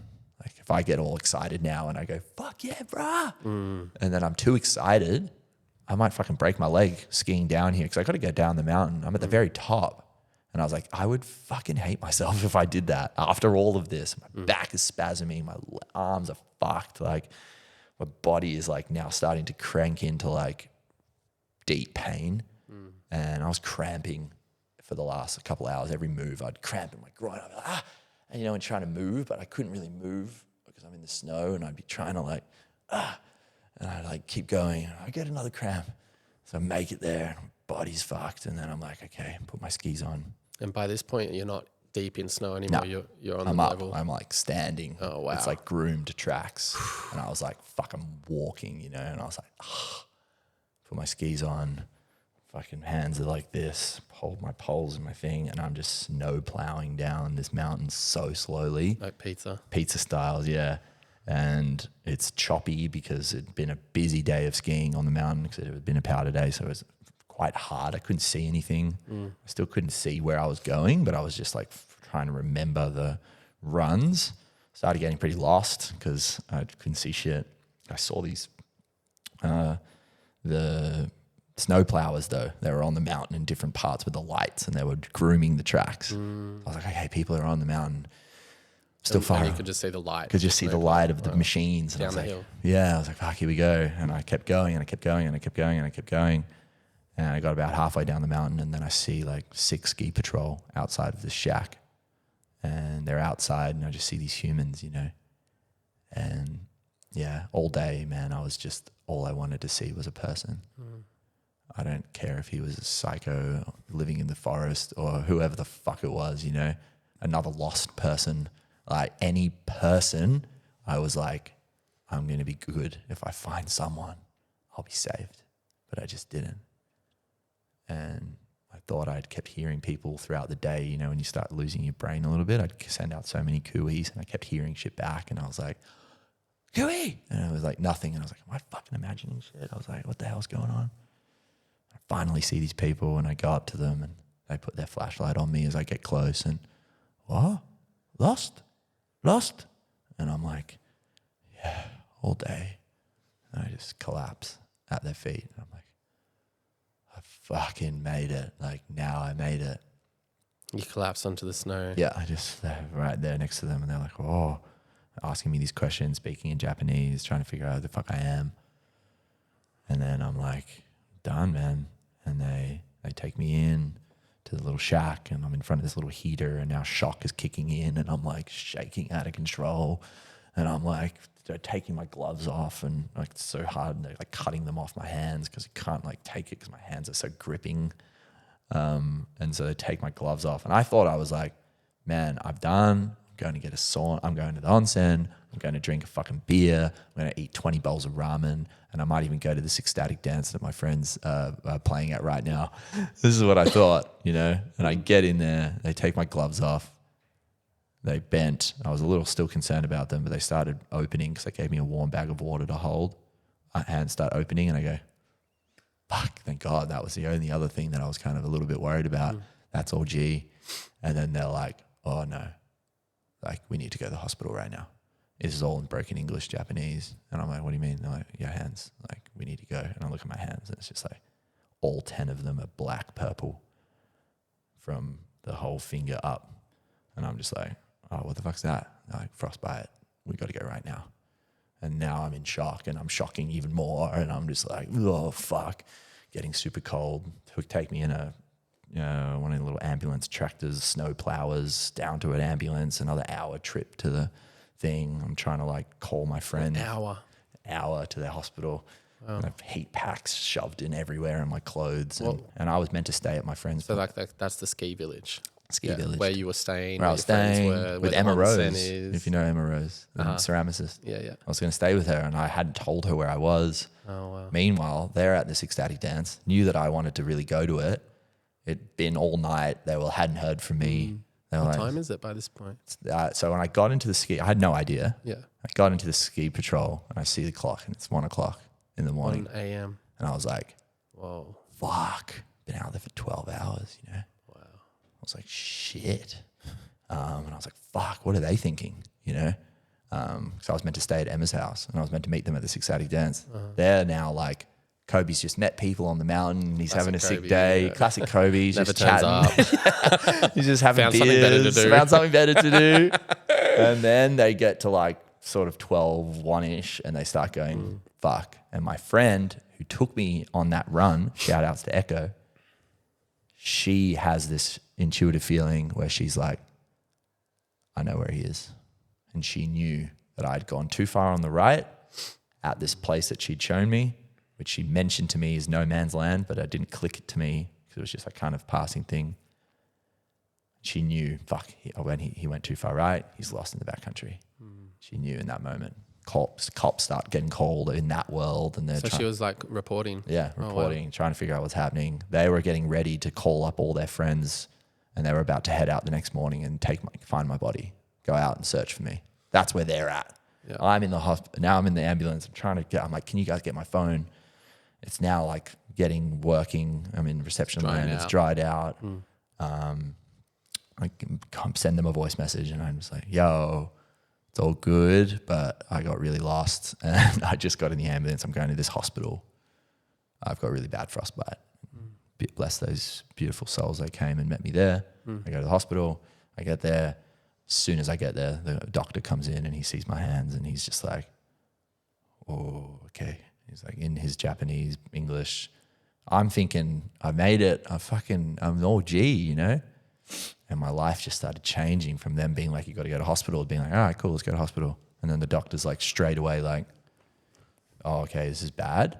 We're going to do what we can to treat you, but we might have to.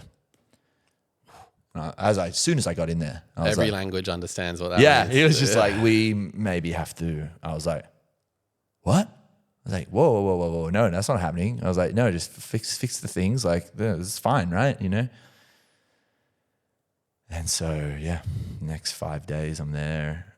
They're waiting to see if the blood thinning medication would work. They're trying to send blood through my fingers, and I'm sitting there for 5 days in this hospital bed with my hands fully wrapped, white things. I can't use them for anything.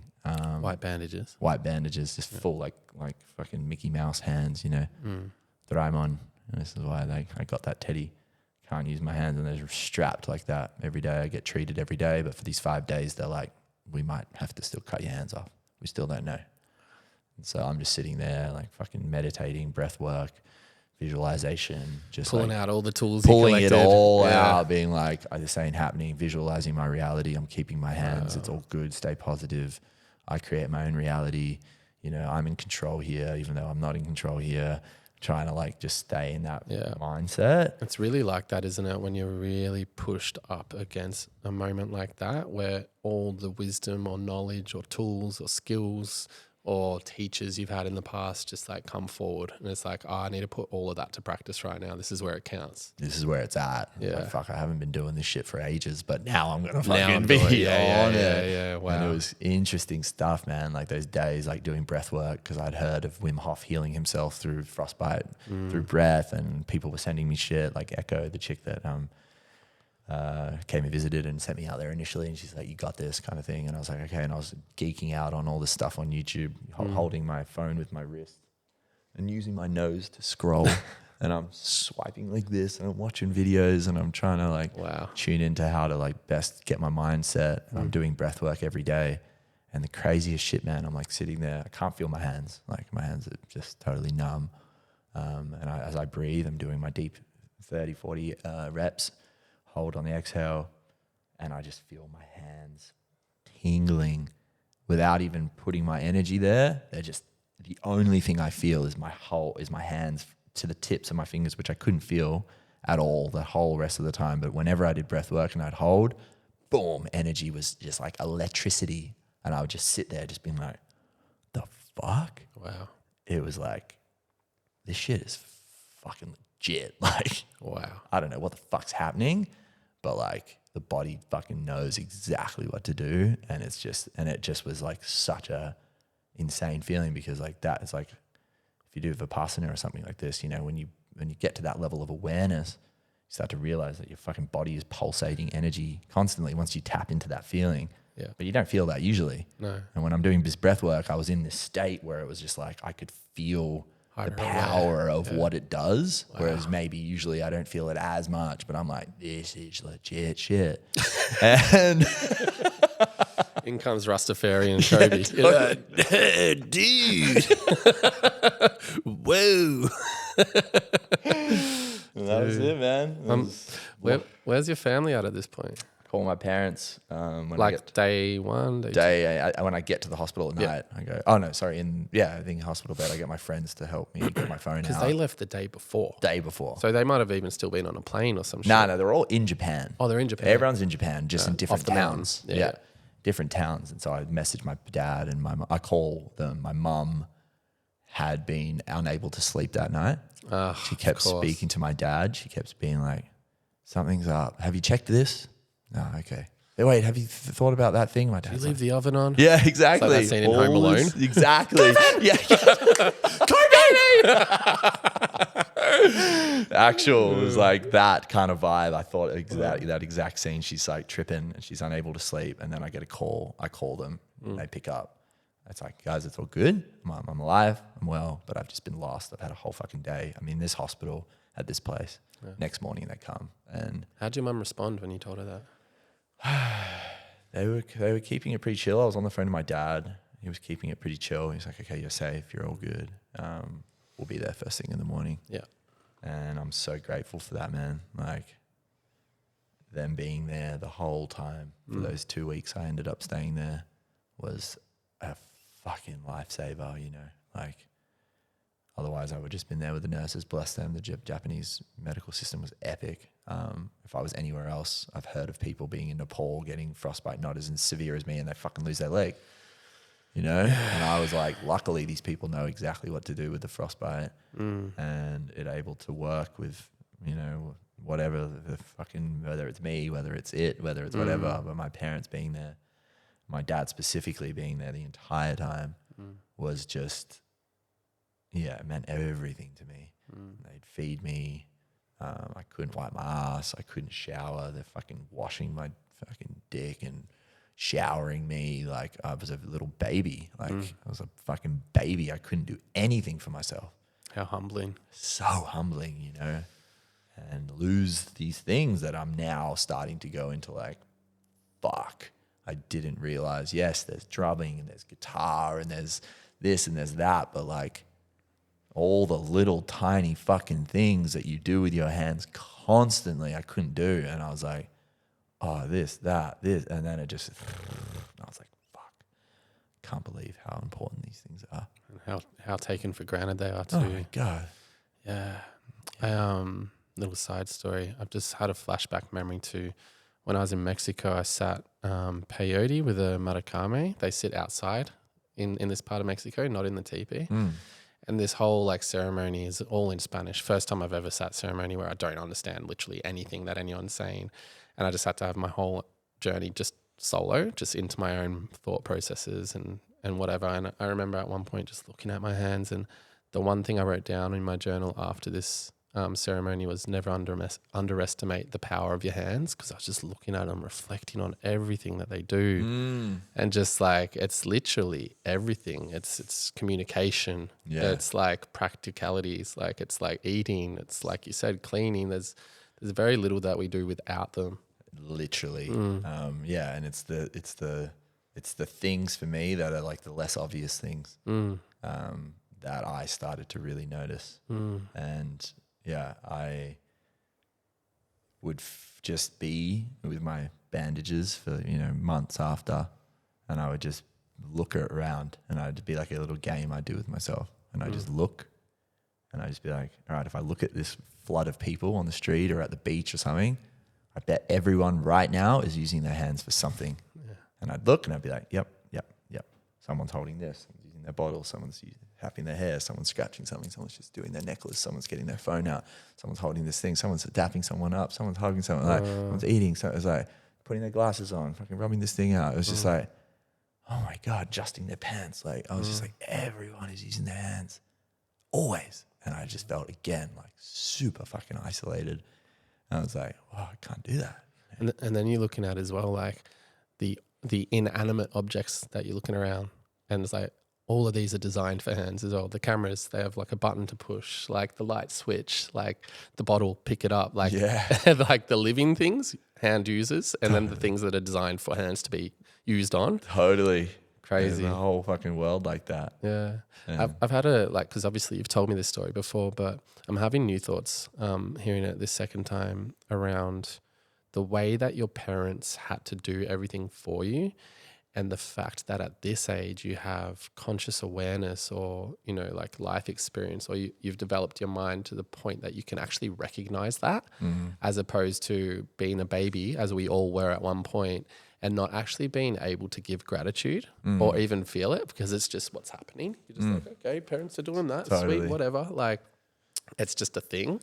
But then at this age as well, being able to have that like that timeline dissolving experience of having gratitude, not only for now, but also for then, of like connecting to that. Wow, look at all the shit you've done for me my entire life. Yeah. Like this is that, what it was that like. deep gratitude to parents of like, whoa, like I can understand now how much you've done for me because you're doing it for me now. Yeah. Yeah. Epic. That's powerful. Yeah. Big click on that. Yeah, it was like that, because it was taking me to the bathroom, it was feeding me, it was brushing my teeth. It was like fucking lifting up my pillow so I could sit up. It was lifting me up in my bed. It was getting me my little iPad if I wanted to watch something and getting it set there for me. It was placing things around me to like make it look pretty. It was like brushing my hair. It was just like everything. And I was like, fuck, this is what it was like. Yeah, this is what it's been like in many different ways throughout all of my life. And I got sick. And I think this. And I'm like, just the showing up, just the unconditional love and the support when shit hits it. And I feel really blessed and grateful that that's my experience. And I get that that's not for everyone, And I also, that deep, nurturing, innate part of the mother and the father, like just really appreciating that and being like, no one in the world does this for me except for you two. Yeah. No one would ever care for me. Unconditional, just whatever the fuck I need, you're doing. And I don't get that from anyone. And it's like, it was a lot to receive. And, and I got to speak to my dad about that yesterday, But man, it's been a year. What a year. Like, I feel like your birthday's always going to represent this for me as well. And the connection that we spent together and the time that we spent together, he fucking just had me, and I've never spent time like that with my dad. And it was like so deeply bonding. Like I wouldn't take it back for that, Not just that one big bit of gold. Just that huge. Amongst the many.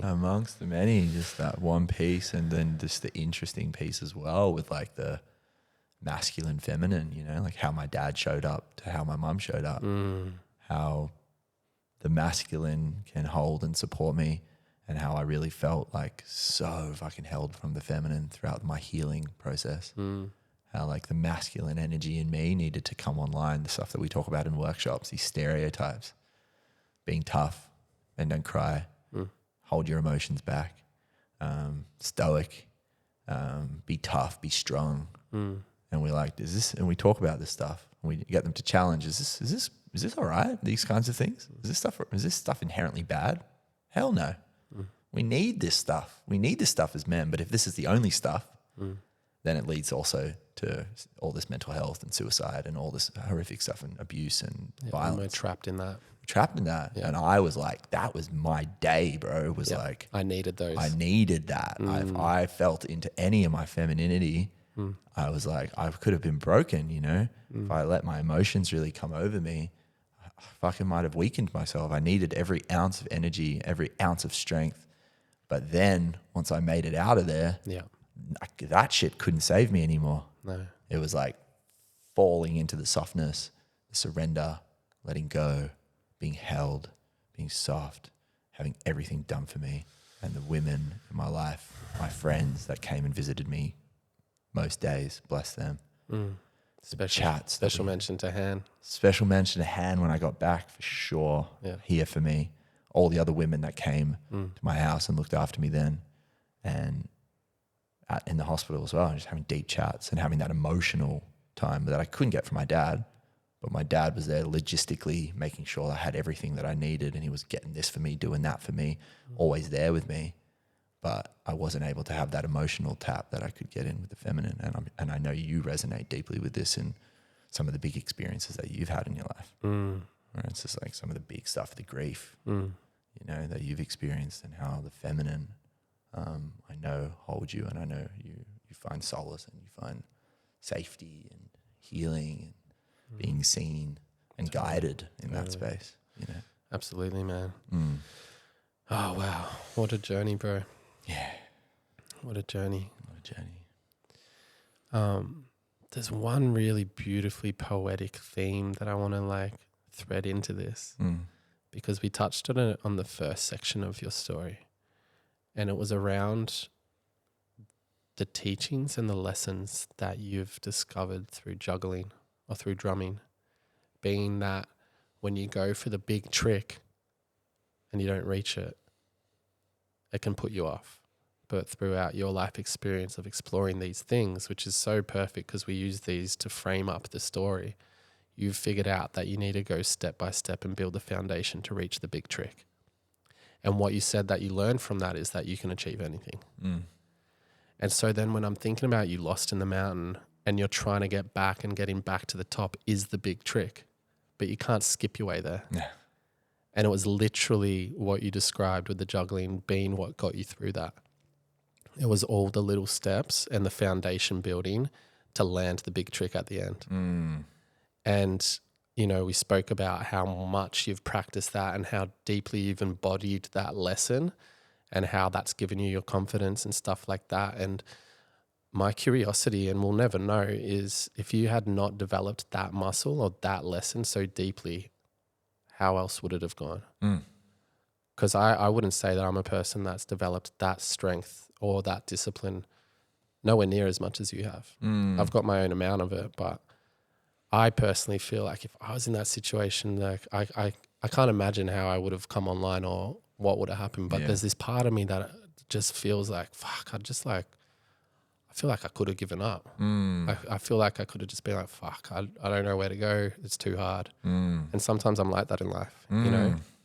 But then to hear the way that this wisdom's come through your practices, and then how grand an example of that wisdom coming online is this fucking story of getting lost in a mountain, is just so poetic and relevant and paralleled. It's just bizarre. It's bizarre. Landing that big trick. Totally. By one step at a time. Yeah.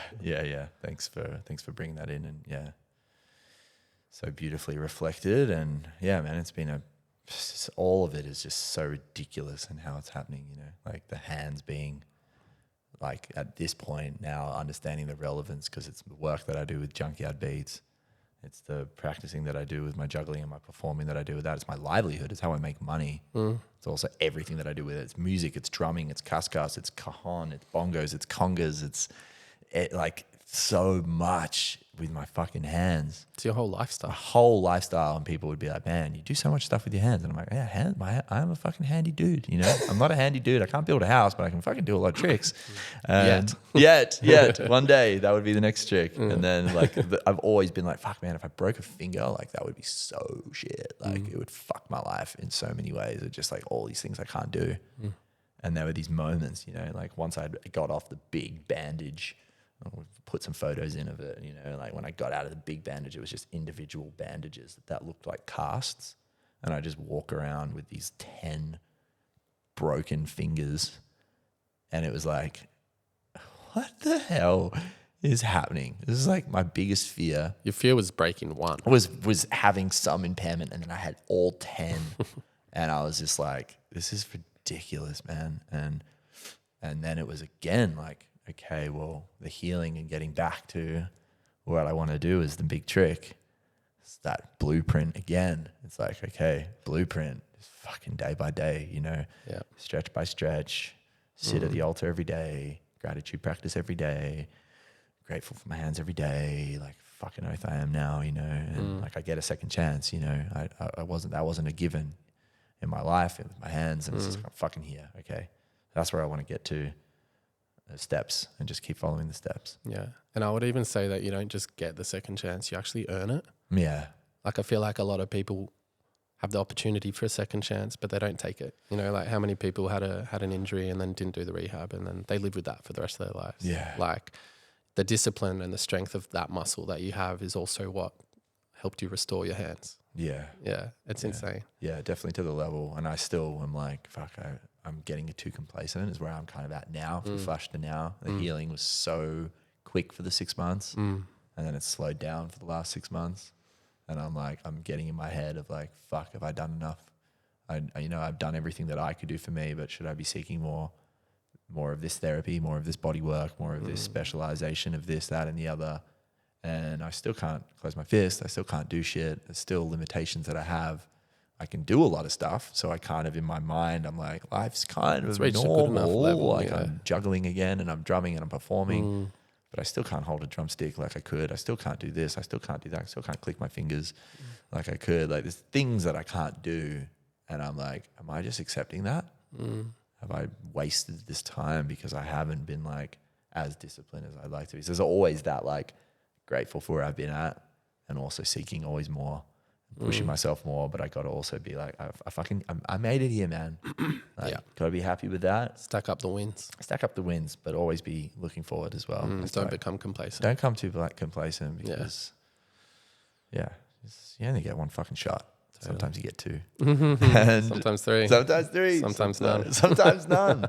And that's it, man. Yeah. Like that was like those fleeting decisions like I was talking about, you know, where I just like, I had the impulse to go get the clubs. Totally. I had that impulse to just, the people here, fuck it, I'm just going to quickly move here and I'm just going to drop down here. Like whatever, it's no big deal. I'm not thinking about it so much. Yeah. The amount of times that we are doing that in our life, subconsciously just taking over, not really consciously thinking about what we're doing, because we can't live like that. And what that really showed me in that time is the fleeting nature of life, which we hear about, but when I experienced it, it was fucking sick in one moment, and then in a fucking second it flipped and my life had changed forever.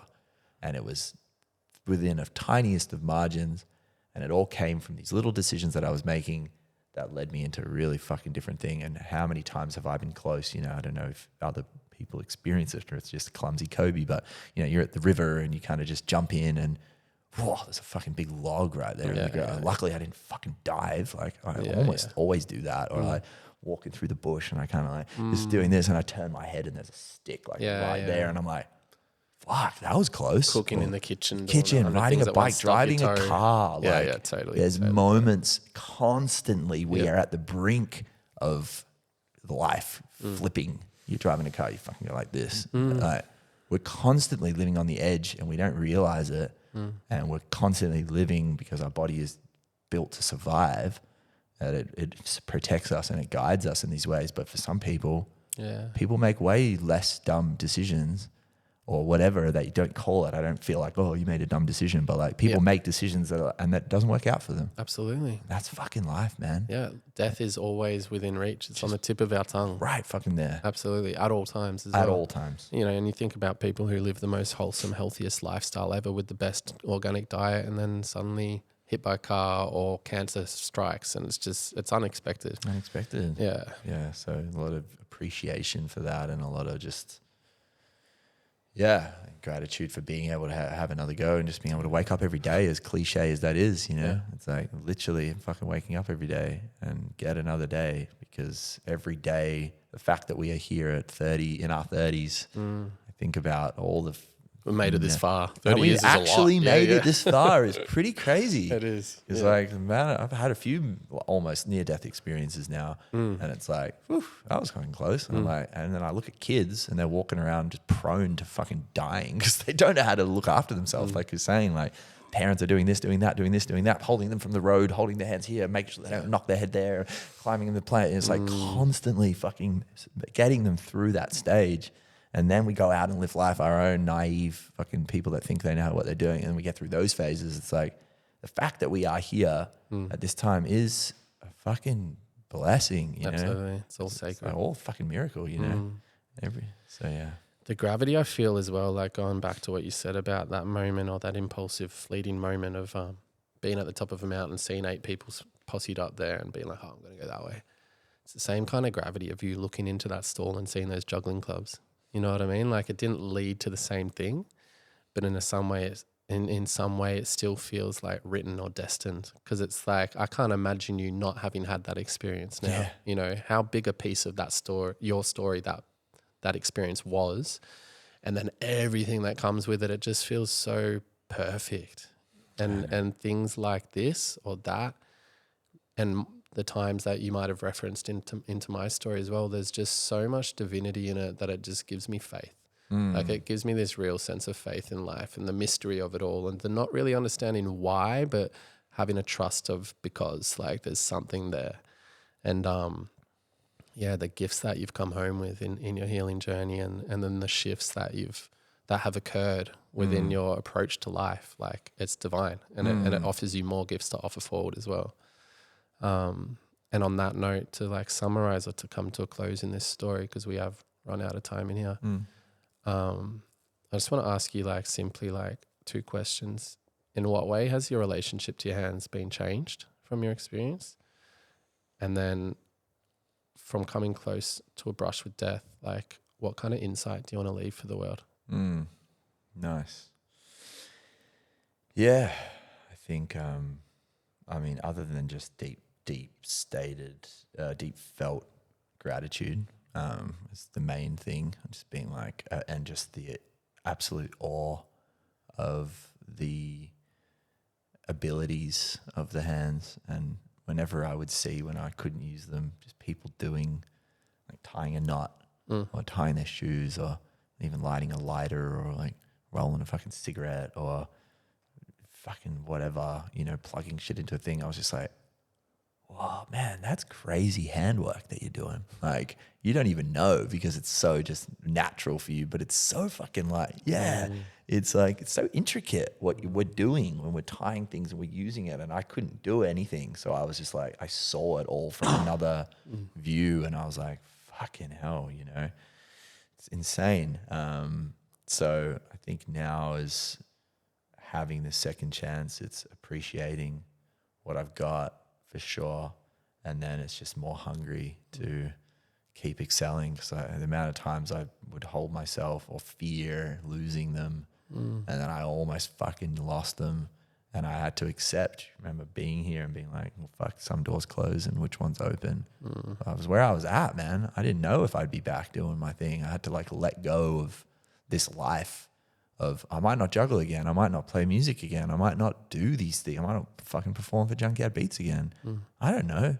I'm believing in myself deeply that I will, but like I was constantly in that play of like manifesting and deep intention and belief, and also like holding reality's potential as well, and being like, I'm also trying to feel real here. And so it's like, it's been this constant play this whole time. So it's now like, fuck, I'm doing these things, and I'm constantly needing to remind myself, just fucking don't take any of it for granted ever. In any moment, like I'm sitting there scrolling, or I'm sitting there doing nothing of worth. I think sitting there and doing nothing is great. So wasting my time. I'm like, dude, you almost died, bro. You almost didn't fucking have your hands. Go out there and fucking use them for something. Go weed, go garden, like, you know. And so it's just been an awareness piece, I think, more than anything. What am I actually doing? Yeah. What am I actually doing? And as far as like coming close to life and losing all of that and sort of surrendering and giving that, I think if I didn't feel like I had a life of purpose and of community and of, yeah, like self-love, you know, I think like cultivating that over these years, recognizing my privileges along the way to be able to be where I'm at in my life and honoring all of that, but finding a life of purpose and something that you are passionate about, people that you care about, part of you that you feel you still want to understand and uncover, a potentiality, your soul's uncovering mystery that you're starting to access and you want to understand more about. If there's not any of that there, then when shit gets real, like you ain't gonna fight for your life. Like you ain't gonna have anything to really fucking strive to live for. And I had a choice there, and I could have easily just said, oh well, fuck it, I'll just fucking stay here. There was enough in me, in my life, and what I'm doing, and who I'm around, and who I care about, that was like, nah, absolutely no way. And that's the lifeline. That's the fuel. That's the energy that I want to keep living with and right beside and stay very close to. So that's the shit that makes me get up and do the shit that I don't really want to do every day. That's the shit that makes me want to show up for people when they're having a shit one and I'm too busy doing other things. But oh, fucking hell, but like, this is the shit that's important, you know? So yeah, I guess just finding what tiny piece. I'm not saying you have to live in full divine purpose. Of course, that's ideal. Circumstances aren't always that easy for people, and I recognize that, and I've seen that. But what is like a thing that we can cultivate that we feel passionate about? Something that is ours, small or big as that is. It's that thing that you fucking care about. And yeah. So it's to me, it's just finding whatever that might be, and owning that, and holding that with as much pride, love, as you can. It might be just the thing that saves you one day as well.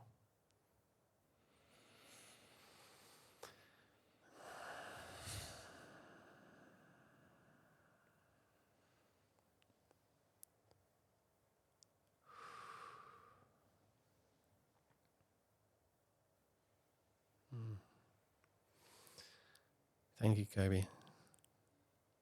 I've fucking loved this. Yeah. Yeah. Yeah, me too, man. Thanks for taking us back through that. Yeah, dude, I feel so held by your presence today, man. Like to feel like I have the space and like the genuine presence and the real curiosity that you offer, and then your own perspective and bringing life and your own understandings of things into reflecting pieces of my story back to me, and allowing space for me to deeper understand it. I just felt your generosity, so much generosity from you, man. And I appreciate that so much, because to be at this point a year on, you know, the marking the significance of it, and to, asked to do this, and you just being here and how you've shown up to this conversation is something I won't ever forget, man. So really grateful for you, man. Thank you, bro. I'm glad you're doing this and offering space for people to continue sharing their story and understanding how all of our stories are interwoven, and somehow there's medicine and what everyone's got to share, hopefully, in other people's lives, And so thank you for the platform. Thank you for your presence. Thank you for your love, man. Back at you, brother. It's been an honor. And a fucking ripping episode. Ripper. Yeah. Thank you, bro. I've pulled out this camera because there's a chance that one's run out of memory. Yeah. Yeah, it's off the juice. Yeah. Nice. Yeah, which means we've gone over 2 hours. 2 hours, yeah, solid. But yeah, thanks for being on the patio again, bro. Yeah, how do you jump off this thing? I think that's it. Yeah. Maybe when you're on, you always stay on. Yeah, maybe you never get off. There's still carriages further down the road. Everyone's always still riding. Yeah, much love, bro. Peace. See you on the wallball court. Yeah.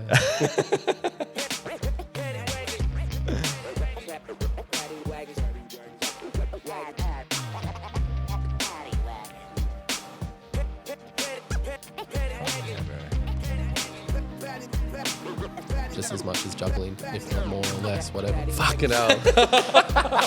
I can feel the moment. Dude. I can feel it. I was like, he's not going to like where he's going with this. No.